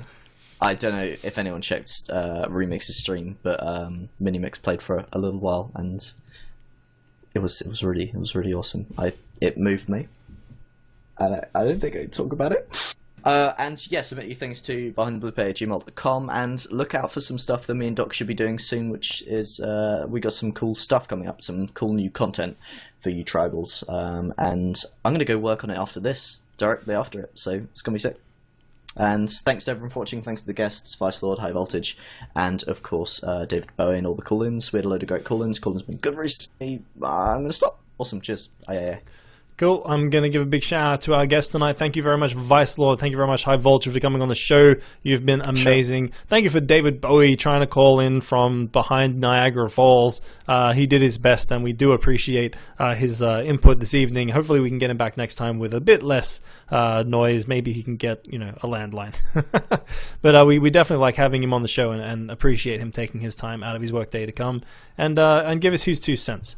Thank you very much to all the friends in the chat and on the stream. It is clearly not a show without people to watch it, and obviously we love you guys very, very much. Thank you for tuning in. We'll be back next week. Very special show next week. It's going to be our 1-year anniversary. Technically, the 1-year anniversary is on Thursday, but we're not going to move the show just for that. We're going to keep it on Wednesdays, and we've got a few ideas on how to make it something a little bit special, but it's a pretty big milestone for us, so please tune in next Wednesday night for the 1-year anniversary of Behind the Blue Plate. But until then, you all have a good time. Go play some Tribes netball. It's pretty fun, and until then, we will see you on Wednesday.